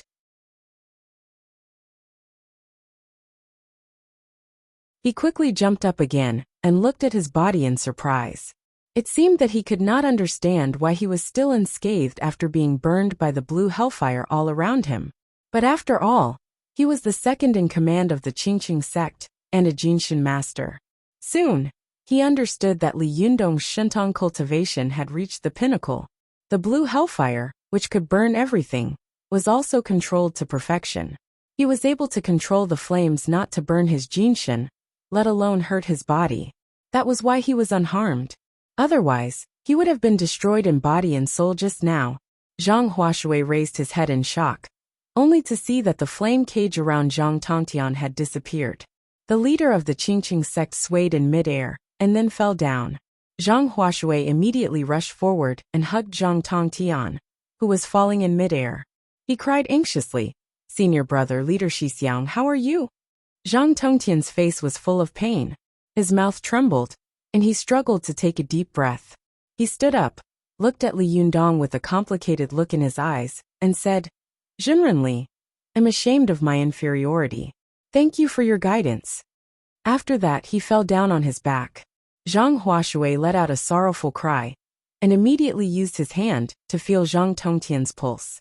Upon touching it, he discovered that Zhang Tongtian was only severely overdrawn in true yuan and magic power, and was not in any life-threatening danger. Only then did he relax. Li Yundong had defeated Zhang Tongtian and the Sanhuang sword. At this time, his power was unprecedentedly high. He glared at the 10,000 Buddhas worshipping formation at the foot of the mountain and sneered, "You want to summon the Buddha to deal with me? Wishful thinking." With a loud shout, Li Yundong quickly pinched his fingers and made several Mahamudra toward the sky. In an instant, the whole sky turned into a rolling sea of blue fire, and the 9 golden beams of light were forcibly blocked by this sea of fire. At this time, everyone present saw the 9 golden beams of light go straight into the sea of blue fire, like clay oxen sinking into the sea. It was impossible to break through this layer of fire, let alone tear apart the chasm between the human world and the heaven realm. Li Yundong relied on his powerful spiritual energy of the true God to forcibly block the power of the 10,000 Buddhas worshipping formation in midair, which was equivalent to cutting off all the thoughts of everyone. It could even be said that if Li Yundong's killing intent was aroused at this time, and the blue hellfire was introduced into the magic formation, it could immediately burn 2/3 of the cultivators here. Only a small number of cultivators could escape. What these cultivators were most afraid of was that their lives were in the hands of others. As the saying went, they were at the mercy of others.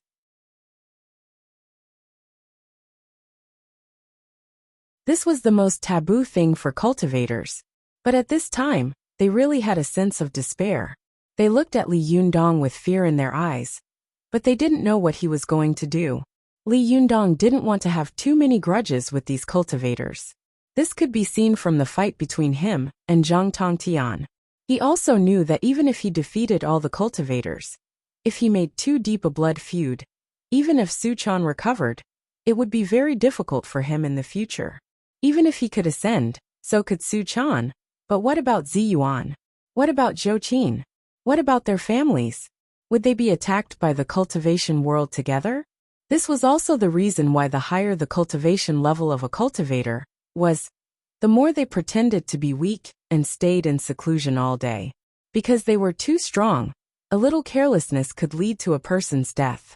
Even if they were not afraid, they couldn't help thinking about their relatives, friends, disciples, and descendants, so they had to be merciful.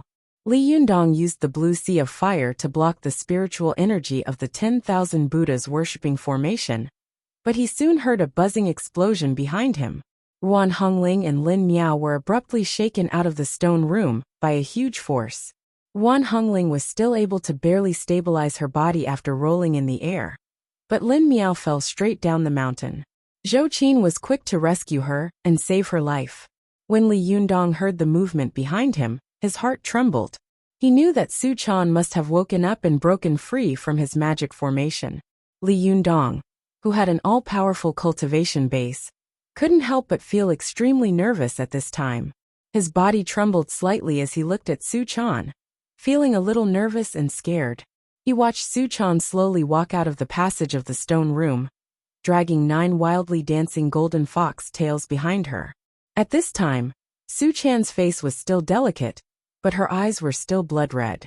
The fox tails behind her were like a waterfall, and she was very beautiful. She glanced around lightly, and then slowly fixed her eyes on Li Yundong. Li Yundong looked at Su Chan, and felt that this face was extremely familiar, but there was a sense of strangeness in it. His heart skipped a beat, and he became more and more panicked. But after all, he still held a trace of hope and luck.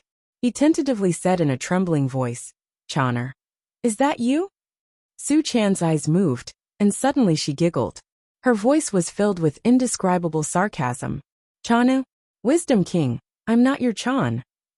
At this time, Li Yundong's heart suddenly fell to the bottom of the valley. His whole body was cold to the bone, and his whole body shook in the air. His chest seemed to have been punched heavily by someone.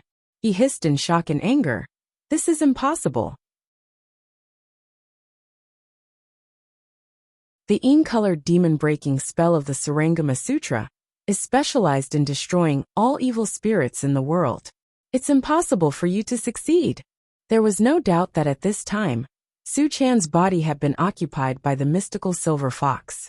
The mystical silver fox laughed proudly. Her laughter was sharp, ear-piercing, and extremely arrogant. She stood in the air without any defense, as if she regarded the immovable Wisdom King and the heroes of the world as nothing. After laughing wildly for a while, the mystical silver fox suddenly stopped laughing. Her face was as cold as water, and she said in a cold voice, "Wisdom King, let me ask you, am I a devil?" In addition, there are a few twists and turns. After all, there is no high point without a low point. The final outcome is good. Rest in peace, everyone.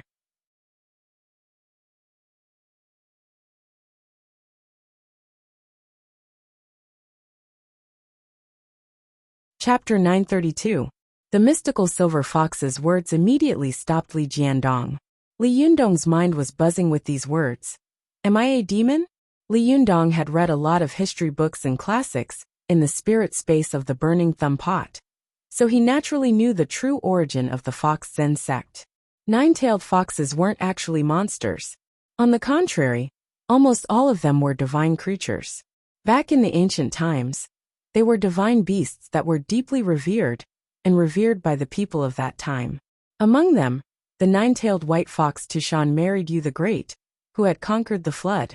Yu the Great even gave birth to the first emperor of China's slave society, Xia Qi. Before the Zhou dynasty, the 9-tailed fox clan had always been one of the god clans with extremely high divinity and status. However, because Su Daji was involved in the Great War of Investiture of the Gods, the 9-tailed fox clan was erased from the heaven realm by Patriarch Hong Jun, and was reduced to a demon. From then on, they could no longer enter the heaven realm, and could only survive in the human world. But even so, even though the 9-tailed fox clan had been repeatedly belittled and discredited by the people of Zhou, this did not change the people's worship and faith towards the 9-tailed fox clan. Even during the Qin, Han, the Three Kingdoms, and even during the Wei, Jin, and Northern and Southern dynasties, the 9-tailed fox was still a sacred symbol. During the Han dynasty, stone carvings of the 9-tailed fox, white rabbits, toads, three-legged crows, and other mythical beasts were often carved in front of the throne of the Queen Mother of the West to show her good fortune. During the Wei, Jin, and Northern and Southern dynasties, it was recorded in the Annals of Wei, 18th Ling Zheng 8 times, Southern Qingzhou presents the second white fox. 3rd year June Pingyang County presents the white fox. 8th year, Guang Prefecture presents the nine-tailed fox. 4th year May Pingyang County presents the white fox. 4th year April Shaojing Kingdom presents the white fox. 7th year, Guang Prefecture presents the nine-tailed fox. From this, it could be seen that the appearance of the nine-tailed fox was an auspicious sign. Although the Zhou dynasties Liu Shang and King Wu had worked tirelessly to discredit the nine-tailed fox, they were unable to change the deep-rooted belief and worship in the hearts of the people towards the nine-tailed fox. This situation lasted until the Tang dynasty, until the appearance of the mystical silver fox completely changed the world's impression of the nine-tailed fox. In order to fulfill the last wish of Su Daji's ancestors, the rock ancestor had gathered the power of the nine-tailed fox clan and established the Fox Zen sect. Subsequently, the nine-tailed fox clan became unprecedentedly united, seriously infringing on the interests of other cultivation sections. When the mystical silver fox appeared, all the major cultivation sects trembled in fear under the terrifying phantom of the mystical silver fox. Even the gods in the heaven realm could not sit still. The immovable wisdom king descended to the world in an attempt to kill the mystical silver fox. After that, the mystical silver fox was defeated by the cultivators of the Chinese cultivation world. She fled to the east alone, leaving the Fox Zen sect without a group of foxes. She completely fell into the era of being surrounded and chased by the Chinese cultivation world. The appearance of the mystical silver fox sounded the alarm bell in the Chinese cultivation world. Therefore, from then on, the disciples of Buddhism, Taoism, and Confucianism in the Chinese cultivation world began to devote themselves to a huge and long-term project to discredit the nine-tailed celestial fox until they could never turn over. After the 5 dynasties and 10 kingdoms period, in the northern Song dynasty, the image of the nine-tailed celestial fox had completely declined. Among them, Tian Kuang's Confucian public discussion said that Chen Pingyan was cunning and good at seducing the emperor during the time of Emperor Zhenzong of Song. Therefore, people at that time regarded him as a seductive person like the nine-tailed fox. It could be seen that no one in the nine-tailed fox clan regarded them as the god clan and the Zhenxiang divine beast. When the investiture of the gods appeared in the middle of the Ming dynasty, the nine-tailed fox clan was completely unable to rise again. They were deeply branded as foxes. All the women in the world who seduced men were equated with foxes and were equated with lowly prostitutes. However, the world called foxes demons, but it did not mean that the nine-tailed fox clan was indeed demons and monsters. The sacred bloodline of the nine-tailed fox clan passed down from the Tushang clan would not be diluted because of the passage of time, the transmission of the race, and the abuse of the world. The god clan would always be the god clan, and the divine beast would always be the divine beast. Even if everyone in the world disdained and scolded them for 100 or 1,000 years, it could not change an objective fact. The nine-tailed fox had been the Zhenxiang divine beast of China since ancient times, and it had extremely powerful divine power. Therefore, although the evil-breaking spell in the Surangama Sutra was powerful and could be said to be able to break 50 kinds of demons, the mystical silver fox was the bloodline of the god clan, an ancient divine beast clan. How could she really be a demon? How could Li Yundong's spell have any effect on her? The words of the mystical silver fox made Li Yundong fall to the bottom of the valley. He knew that it was impossible for him to drive the mystical silver fox out of Su Chan's body with his own strength. His power was specially used to restrain demons and ghosts. But at this time, the mystical silver fox's 3 souls and 7 spirits had already gathered together. Her godhead was extremely high, and her divine power was even more amazing. She was not inferior to him at all. How could he drive the soul of the mystical silver fox out of Su Chan's body? At this time, the mystical silver fox was occupying Su Chan's body. Li Yundong fought with her, but he was afraid of hurting her. His strength was too great. If he hurt or even broke Su Chan's body, what should he do? But his strength was too small, and it was impossible for him to defeat the mystical silver fox. Moreover, at this time, The mystical silver fox had already obtained the most perfect true body of the heavenly fox. Her strength was so great that it could shake heaven and earth. If Li Yundong didn't use all his energy to deal with her, he would most likely be knocked down by the mystical silver fox without any suspense. When the mystical silver fox saw that Li Yundong was staring at her blankly, his eyes were empty, and his whole spirit was in a trance. She knew that Li Yundong's spirit was on the verge of collapse. He couldn't accept the fact that Su Chan's body had been occupied by him, and her soul had been devoured. The mystical silver fox was very happy. She laughed and said, "Wisdom King, in the last life, you betrayed me, deceived me, destroyed my soul, and caused me to be sealed. In this life, I will let you have a taste of what I have tasted. However, since I promised my clone in this life not to be your enemy, I, the mystical silver fox, will keep my promise. I won't care about the past grudges with you. Look at you now. I'm afraid that a small master of thunder retribution can knock you down. It's not worth it for me, the mystical silver fox, to do it." As the mystical silver fox spoke, her eyes swept over the cultivators of various sects at the foot of the mountain. She couldn't help sneering and saying, "The 10,000 Buddhas greeting formation? How bold and generous. I never saw such a magic formation before. I didn't expect to see it today." The blazing blood-red eyes of the mystical silver fox suddenly ignited with raging flames, like two burning fireballs. Her voice was ferocious, and she said with a murderous look, "Since so many people are here, it saves me the trouble of looking for you one by one. None of you can leave today." At this time, when the cultivators of various sects saw the appearance of the mystical silver fox, they were all shocked, especially the cultivators of various sects in Japan. One by one, they looked at the sky in despair and fear. In the battle with Su Yi, when the mystical silver fox was not in a perfect body, she had almost wiped them out. At this time, the mystical silver fox had completely recovered her divine power, and the only one who could compete with her, the immovable Wisdom King, was stunned like a clay puppet at this time. What was more frightening was that no one could tell whether he was an enemy or a friend. If he joined forces with the mystical silver fox, I'm afraid. When everyone thought of this, they shivered and their bodies trembled. They knew that if this happened, it would be the end of the world. It was really the saying that if the silver fox was reborn, the world would be in chaos. But at this time, Li Yundong's spirit was greatly injured and hit, and the previous Wisdom King's Fozhen also disappeared.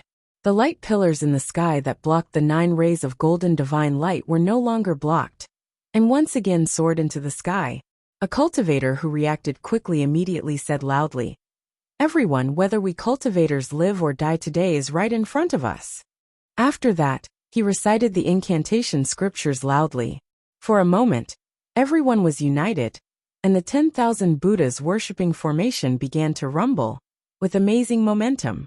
Seeing this, the mystical silver fox laughed angrily and said, "Struggle before death." Her figure flashed and immediately rushed toward these cultivators.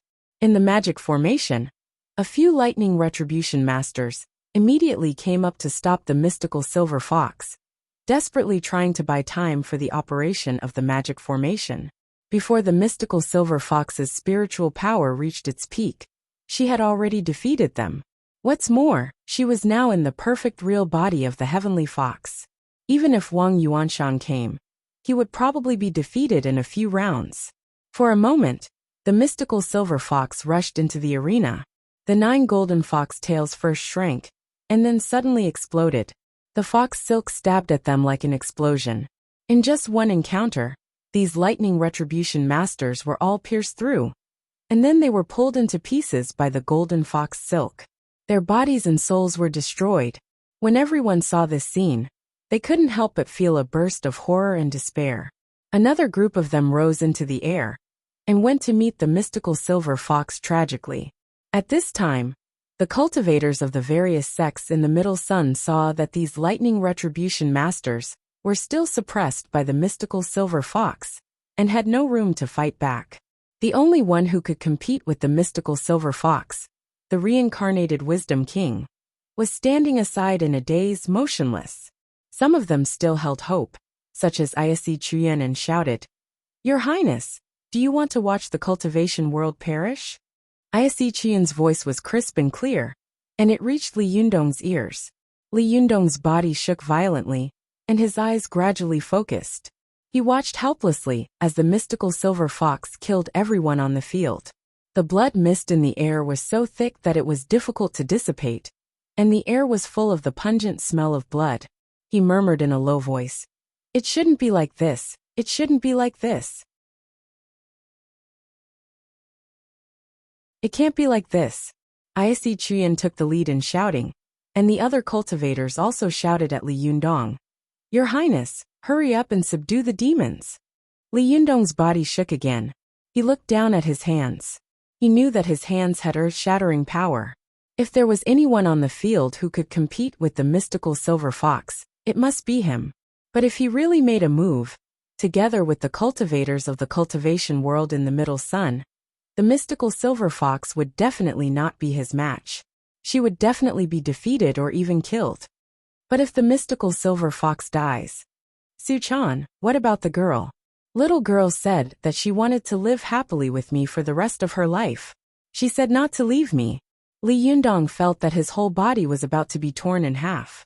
The heaven and man were fighting in his mind, and he was in extreme pain. However, when Li Yundong hesitated, there were also some cultivators who had bad intentions towards Li Yundong. At this time, they were even more desperate. For example, Wan Jinyuan, they shouted, "Li Yundong has been bewitched by this demon girl.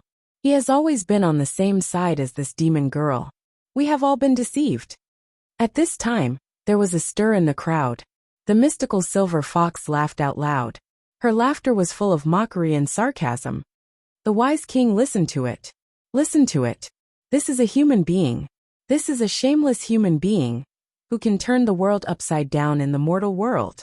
In my opinion, the wise king, why don't we kill all these people together, and then kill our way to the ninth heaven together? We can kill to our heart's content. If the two of us join forces, we will definitely sweep the world. Even in the ninth heaven, no one can stop us. From now on, the two of us will share the world equally. You can have whatever you want. You can have whatever women you like. What do you think? Li Yundong's body shook, and he couldn't help but look at the mystical silver fox. At this time, Zhou Qin and Ziyuan were shocked and exclaimed at the same time, "No! The day after tomorrow, I will go to the capital on business. I will try my best to ensure that I keep updating it. In addition, there are readers who wait until midnight. I apologize again. I didn't make it clear. If nothing happens to this book, it will probably be updated every day until the end of the book, because there are too many things to do, and I have to prepare a new book, so I can't hurry up. I'm sorry. A reader asked me what the name of the new book is. It's not that I don't want to say it, but that after I say it, I'm afraid that someone will maliciously register the name of the book. Then I will drink a cup."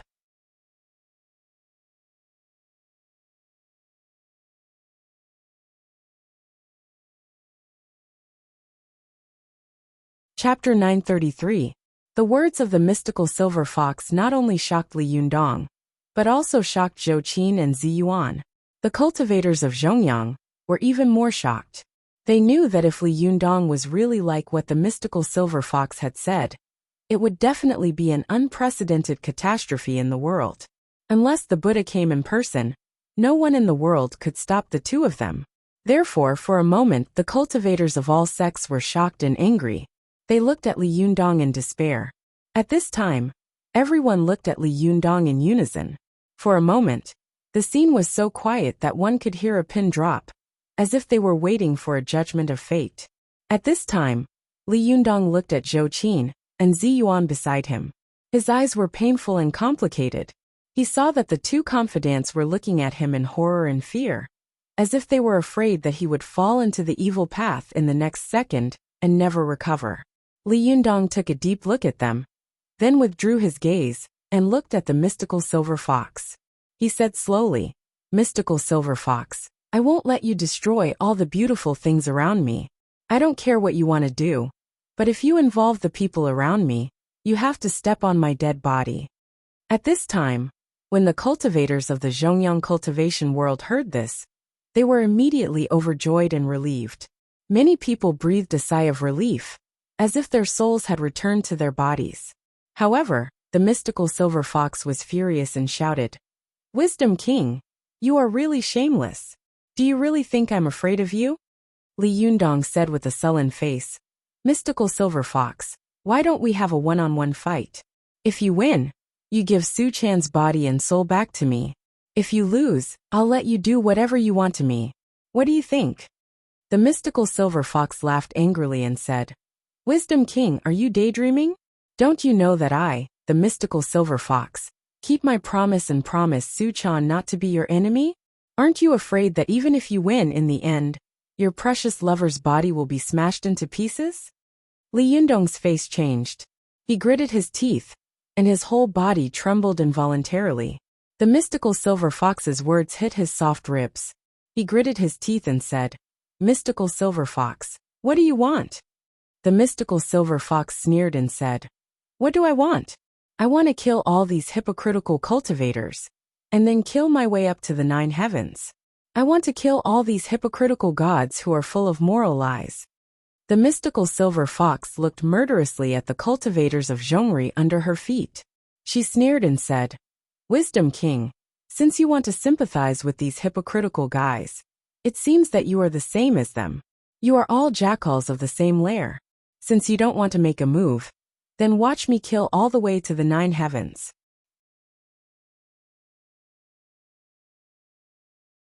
After that, the mystical silver fox raised her head and roared, "You bastards, what you have owed me for the past 1,000 years, return it all to me today." Everyone saw a flash of golden light, and went straight into the 10,000 Buddhas worshipping formation. For a moment, some of the golden fox tails in the formation suddenly soared into the sky, like a sharp pillar rising from the ground to the sky. There were a few cultivators who were constantly struggling after being pierced by the sharp fox silk. There were also fox tails sweeping the ground like wild snakes. Every time they swept, a group of cultivators flew out with a miserable howl. Their tendons were broken, their bones were broken, and their skin was torn. Some of them were even swept into several pieces. They died miserably on the spot without making a sound, and their bodies and souls were destroyed. Looking at the terrible massacre below, Zhou Qin and Ziyuan trembled uncontrollably. They wanted to help, but without Li Yundong's restraint, the two of them would still die. They might even be like the cultivators who had died tragically. They would be turned into ashes as soon as they met. The two of them looked at the mystical silver fox anxiously and fearfully, and from time to time, they kept turning their heads to look at Li Yundong. Zhou Qin said anxiously, "Master, what should we do?" Su Chan was Li Yundong's Achilles heel. When he was not involved in these things, Li Yundong was the invincible wisdom king, who could not be moved by the wind. But when it came to Su Chan, Li Yundong changed from a god to a human being. Li Yundong clenched his fists tightly, and the steel teeth in his mouth almost shattered. There was a crazy voice in his heart desperately shouting, "What should I do? What should I do?" His reason told him, "You should go down to stop the mystical silver fox, and prevent her from killing more people." But Li Yundong looked at the mystical silver fox's every move and raised her hand. It was clearly the little girl's voice, smile, words, and deeds. How could he do it? On one side was justice, and on the other side was affection. The most painful thing in the world was this. At this time, the cultivators of the various sects in Zhongyang had been killed by the mystical silver fox. Blood flowed like a river on the field. Feikong, the monk of Shiyuan Temple, rushed to the abbot, Master Purin, and said in fear and anxiety, "Master, the devil is growing. Hurry up and leave. Let the disciples stop the mystical silver fox." Although Purin had encountered a great change, he did not panic. He just looked at the killing scene around him with vicissitudes of life and pity. He put his palms together and said in a sad and painful voice, "Go. If the evil and crooked ways become the right way, where can I go, although the world is big?" Feikong was very anxious and said, "Master, our Shiyuan Temple can't do without you. If you are unlucky, our Shiyuan Temple, which has been burning incense for 800 years, will be cut off. Purin laughed and said with emotion, "How can the 800 years of incense in Shiyuan Temple exist, because of my existence? As the saying goes, there is no Bodhi tree, and the mirror is not a platform. There is nothing in the world, so where does the dust come from?" Feikong didn't have the same level as Purin. Seeing that his master was still in the mood to recite Buddhist poems at the critical moment of life and death, he couldn't help but be anxious like an ant on a hot pot. He squatted down and wanted to carry Purin on his back. "Master, at this time, you are still talking about Buddhist secrets? Hurry up, our Shiyuan Temple can't do without you." However, when Feikong carried him hard, he felt that Purin's whole body was as heavy as a mountain. Although he was a famous strongman of Shiyuan Temple, when he carried him hard, Purin didn't move at all. Purin shook his head, sighed, and said to Feikong, "Feikong, I usually say that you are not perceptive enough, and it will be difficult for you to inherit my mantle." Seeing that he couldn't carry Purin, Feikong knew that his master had the will to die, and was determined to die. With tears streaming down his face, he knelt in front of Purin, kowtowed like pounding garlic, and said, "Master, I have never thought of inheriting your mantle. I only hope to be by your side all my life. Wherever you go, I will go. Since Master is determined to die, then disciple will die with Master." Purin was furious and shouted, "Nonsense! If you die with me, who will preach in the future? Who will inherit the incense and mantle of Shiyuan Temple?" Feikong said with tears streaming down his face, "Master, if the devil succeeds, where will there be a pure land in the world? Where is there a place for us to take shelter? When the nest is overturned, how can there be intact eggs? Instead of hiding, it is better for us to die with Master today." At this time, the disciples of Shiyuan Temple couldn't help but burst into tears and said, "Master, disciple is determined to die with you." Wu Hua, who had been following Purin, also let out a long sigh. He put his palms together, looked up at the sky, and said slowly, "Amitabha, put down the butcher's knife, and become a Buddha on the spot." Purin looked at them, and he couldn't help but burst into tears. He sat cross-legged. Although tears flowed down his wrinkled face, his expression gradually became solemn. He recited in a deep voice, "Put down the butcher's knife and become a Buddha on the spot." The disciples of Shiyuan Temple also sat cross-legged and followed Purin in chanting loudly, "Put down the butcher's knife and become a Buddha on the spot." They were originally cultivators, who had been carefully selected by the Shiyuan Temple, with great willpower. At this time they were about to die. Their voices were righteous, and their words were kind. Although they were in the Shuraba, where the murderous spirit was soaring and blood was flowing all over the ground, they revealed a dignified, solemn, and fearless aura of Buddha. Their fearless spirit influenced the cultivators of various sects around them. The cultivators of various sects, who were still afraid and resisting, were now very calm. One by one, they sat down cross-legged and chanted in unison, "Put down the butcher's knife and become a Buddha on the spot." The cultivators of the Japanese cultivation world were also infected by this tragic and unusual atmosphere. Everyone burst into tears and looked excited. They all sat down cross-legged and chanted, "Put down the butcher's knife and become a Buddha on the spot." For a time, the cultivators of all sects on the field recited the same sentence in unison. Their voices shook the sky and resounded throughout the world. When the mystical silver fox heard the majestic chanting full of Buddhist power, she couldn't help laughing angrily and said, "Put down the butcher's knife. You guys know that you raised the butcher's knife first. As the saying goes, good will be rewarded, evil will be punished. It's not that the time hasn't come yet. It's only right and proper to pay back the debt from 1,000 years ago. You want to become a Buddha on the spot? Well, I'll fulfill your wish." The mystical silver fox's figure was like a gust of wind and lightning. She madly rushed toward Purin, where the chanting was the loudest. Wherever she passed, the nine-tailed golden fox was like a meat grinder, twisting the cultivators around her into countless pieces. The place she passed was like an alley dug out by blood. The ground was covered with broken limbs and internal organs. It was ferocious and terrifying. The aura around her body was boiling like a raging flame. Although there was a rain of blood around her, Her body was still spotless. Her beautiful and delicate face was full of murderous intent. She raised her white hands high and chopped at Purin's head. Purin fixed his eyes on the mystical silver fox and recited the last sentence in his mouth. Put down the butcher's knife and become a Buddha on the spot. At this time, the mystical silver fox chopped down with her palm. The saber in her palm forced Purin's whole body to explode and turn into a cloud of blood mist. In an instant, the cultivators of all sects were speechless when they saw Purin's miserable state. Only the mystical silver fox was left standing there and laughing wildly. Bald donkey, have you become a Buddha? For a moment, everyone was extremely sad and indignant. They shouted in unison again. Put down the butcher's knife and become a Buddha. Put down the butcher's knife and become a Buddha. His voice was as fierce as an ETG. However, the mystical silver fox didn't seem to hear it. She was still laughing wildly. Her voice was sharp and high-pitched. Even in the angry chanting, it could still be heard clearly. A bunch of idiots.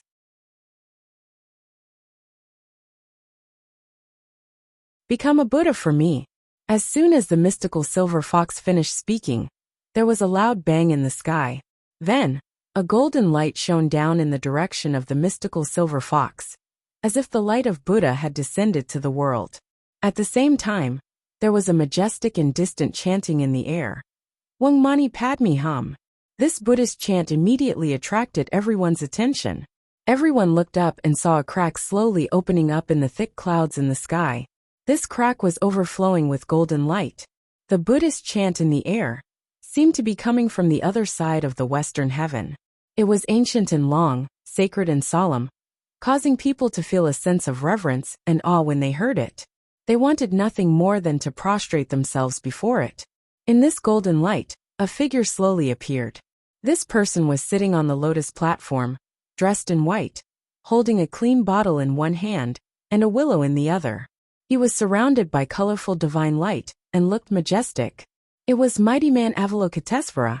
Everyone was stunned at first, and then they were ecstatic. Avalokitesvara Bodhisattva. Avalokitesvara Bodhisattva has appeared. But before they could cheer loudly, another figure appeared in the sky. This person was sitting on the stone platform, wearing a red cassock and a golden crown. He held a cane in one hand and an alms bowl in the other. It was Ksitigarbha Bodhisattva. When the mystical silver fox saw Guanyin Bodhisattva appear, she first showed a sarcastic expression. But when Ksitigarbha Bodhisattva appeared, she couldn't help but be stunned. Then she saw Manjushri Bodhisattva and Samantabhadra Bodhisattva appear one by one. Then a golden Buddha loomed in the clouds. This great Buddha had a dignified appearance, with 99 sariras on top of his head. His body was surrounded by 9-colored divine radiance, and beneath him was a 9-colored 9-layered lotus throne. Every layer of the lotus throne was constantly wrapping and blossoming, forming crystal-clear lotus pods. Then, the lotus pods would wither, and the white lotus seeds would scatter down. Then, these lotus seeds would quickly grow, forming young flower buds, and the cycle would repeat endlessly. When the mystical silver fox saw the Buddha at a glance, the contempt on her face disappeared in an instant. Instead, it was replaced by an extremely serious look. She clenched her fists and said slowly in a low voice, "Tathagata Buddha?" As soon as she finished speaking, Tathagata Buddha had completely appeared in the clouds. At this time, other gods appeared densely in the clouds. They were obviously 500 arhats and 3,000 vajras.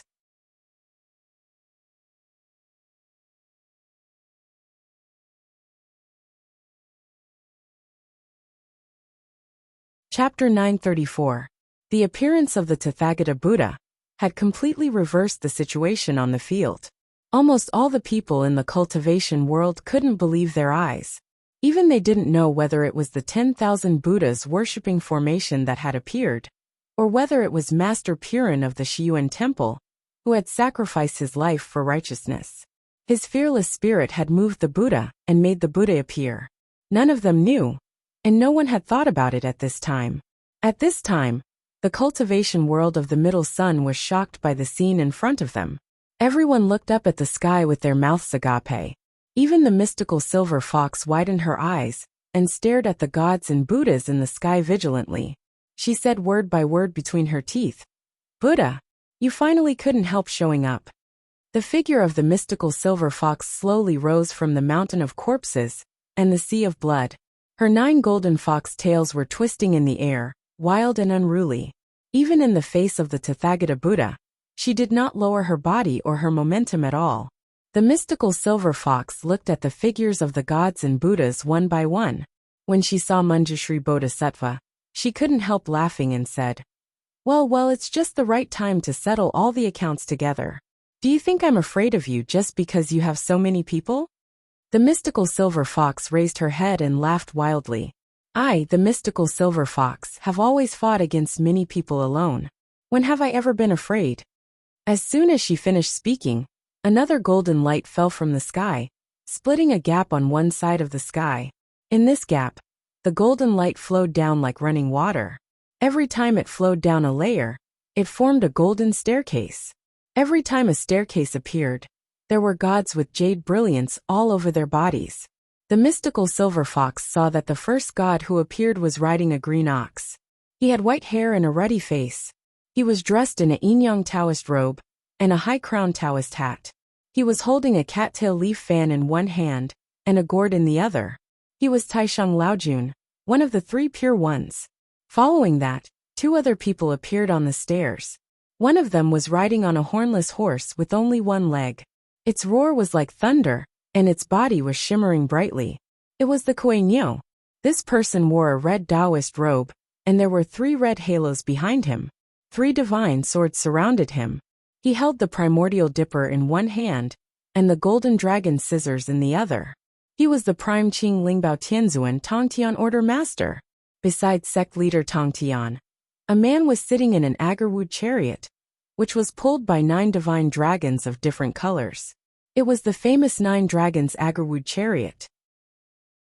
The man in the chariot was wearing a yellow and white Taoist robe, holding a horsetail whisk in one hand and a mirror in the other. He was heavenly primogenitor. The 3 pure ones followed closely behind the Buddha. As soon as the Tathagata Buddha appeared, its power was even more astonishing. The mystical silver fox's face also changed, and there was a hint of shock and fear in her eyes. She didn't expect that all the gods and Buddhas in the sky would appear together at this time. The 3 pure ones stood on the golden platform and looked down at the people in the desert. Although the cultivators at the foot of Tianlong Mountain all raised their heads and stared at the 3 pure ones in the sky with wide eyes, they could only see the brilliance of their bodies. They could only see their mounts, the figures on them, and the magical items in their hands, but they couldn't see their faces clearly. But everyone felt that whether it was the 3 pure ones or the gods and Buddhas in the sky, they were all looking at the humble life in the world with a kind of cold and disdainful eyes. Although they were all cultivators with incomparable power, at this moment, they felt that they were so humble, so insignificant. No matter how strong the mystical silver fox was, she could not face the gods and Buddhas and the 3 pure ones. She, who had always been fearless, finally showed a trace of unwillingness in her eyes. Her voice gradually became gloomy. The 3 pure ones are also here? Well, it's getting more and more lively. However, the mystical silver fox was the mystical silver fox after all. She was the most rebellious, heaven-defying and tyrannical 9-tailed celestial fox in the Chinese cultivation world for thousands of years. Although she was shocked in the face of the gods and Buddhas alone, she was not afraid or timid because of it. On the contrary, the mystical silver fox shouted and took the initiative to launch a fierce attack on the gods and Buddhas in the sky. Everyone saw that the 9 fox tails behind the mystical silver fox rose into the sky like 9 wild dragons. With a sudden shake, countless fox silks fell toward the gods and Buddhas in the sky like a rain of steel needles. As soon as the countless fox silks were spat out, they immediately turned into countless 9-tailed celestial foxes. Each of them was ferocious and rushed toward the gods and Buddhas in the sky. This was the great magical power of the 8 great freedom of Buddhism, which could be incarnated into thousands of people. The cultivators of all sects on Tianlong Mountain were stunned. They saw that the mystical silver fox dared to take the initiative to attack in the face of the gods and Buddhas in the sky. They were really shocked by the strength of this big devil. If it weren't for the deep hatred between the two sides, someone would have worshipped the mystical silver fox on the spot. Although there were many gods and Buddhas in the sky, not all of them could fight. Each of them was very powerful. For example, Manjushri Bodhisattva was famous for not being able to fight. He was a civil servant among the bodhisattvas. For example, Samantabhadra Bodhisattva was also famous for his wisdom. He won with the wisdom of the Buddhist Dharma instead of fighting. Suddenly, they were a little flustered in the face of the fierce counterattack of the mystical silver fox. Not only them, but also the 500 arhats and 3,000 vajras had different cultivations. Some of them were able to deal with the attacks of the mystical silver fox with ease, while others were even beaten by the avatars of the mystical silver fox. Only the Buddha, who was sitting on the lotus throne, and the great ancestors of the three pure ones, who were riding divine beasts and standing on the golden steps, released the divine light around them, and immediately shattered the avatars of the mystical silver fox. They were not harmed at all. The Buddha, who was sitting on the lotus throne, saw that his disciple had been caught off guard by the mystical silver fox. The scene was chaotic. He didn't say a word. He just lowered his head, turned his wrist, opened his 5 fingers, and slapped down on the mystical silver fox.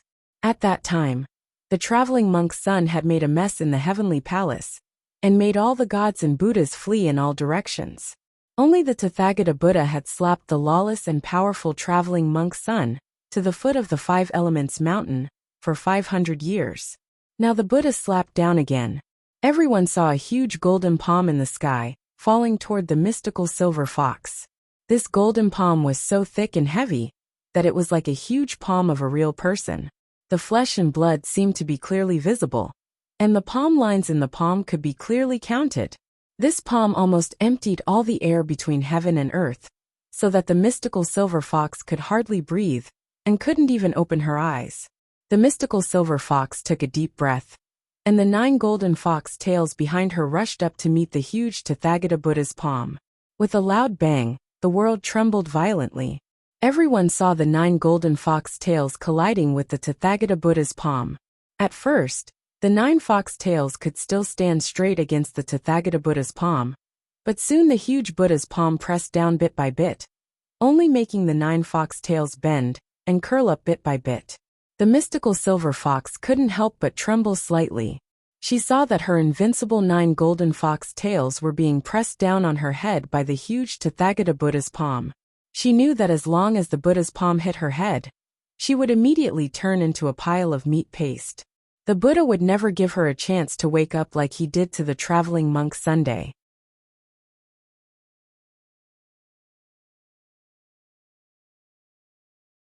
At this moment, the mystical silver fox let out a loud shout, and the blood and chi in her body surged to the extreme. All the strength in her body burst out in an instant, and the 9 fox tails pierced through the huge Tathagata Buddha's palm like an unsheathed sword. Then she turned around, and the 9 fox tails seemed to shatter the Buddha's palm into countless pieces in an instant. Everyone saw that the mystical silver fox seemed to be in danger of being crushed by the Tathagata Buddha's palm in the last second. But the next second, the mystical silver fox tore the Buddha's palm into pieces like a piece of paper. The speed of the situation's reversal was really stunning. However, the mystical silver fox also knew that she was suffering. Her body trembled slightly, and her hands and feet were out of control because of the rapid consumption of Jinqi. She knew that she was already a little exhausted after this. If it had been a cultivator from another sect, he would have been shocked by the divine power of the mystical silver fox at this time. Not to mention attacking her, he was afraid that if he dared to look at her directly, he would already be extremely bold. But after all, the opponent the mystical silver fox was facing at this time was not a mortal, but the Buddha, the 3 pure ones. At the moment when the mystical silver fox showed her fatigue, the gods and Buddhas in the sky, and the great ancestors of the 3 pure ones attacked at the same time. Countless magic treasures and magic arts in the sky rushed towards the mystical silver fox like stormy waves. For a moment, there was almost no figure or cloud in the sky. It was densely packed with all kinds of magic treasures and magic arts. The mystical silver fox was instantly engulfed by all kinds of brilliance. Then there was a loud bang in the sky, as if the end of the world was coming. Li Jiandong looked at the sky in a daze. He was a true god's dharmakaya. Others could not see the situation in the huge explosion, but he could see clearly that the 9 golden tails of the mystical silver fox were tightly wrapped around her, like a huge ball. When she was in Su Yi, the mystical silver fox had faced the fierce attacks of all kinds of magic treasures in the cultivation world of the Middle Sun. She had resisted all the magic treasures with her 7 golden tails. But at this time, Li Jiandong clearly saw that under the joint attack of the gods and Buddhas in the sky, and the great ancestors of the 3 pure ones, the bright and bright fox tails had also become dim.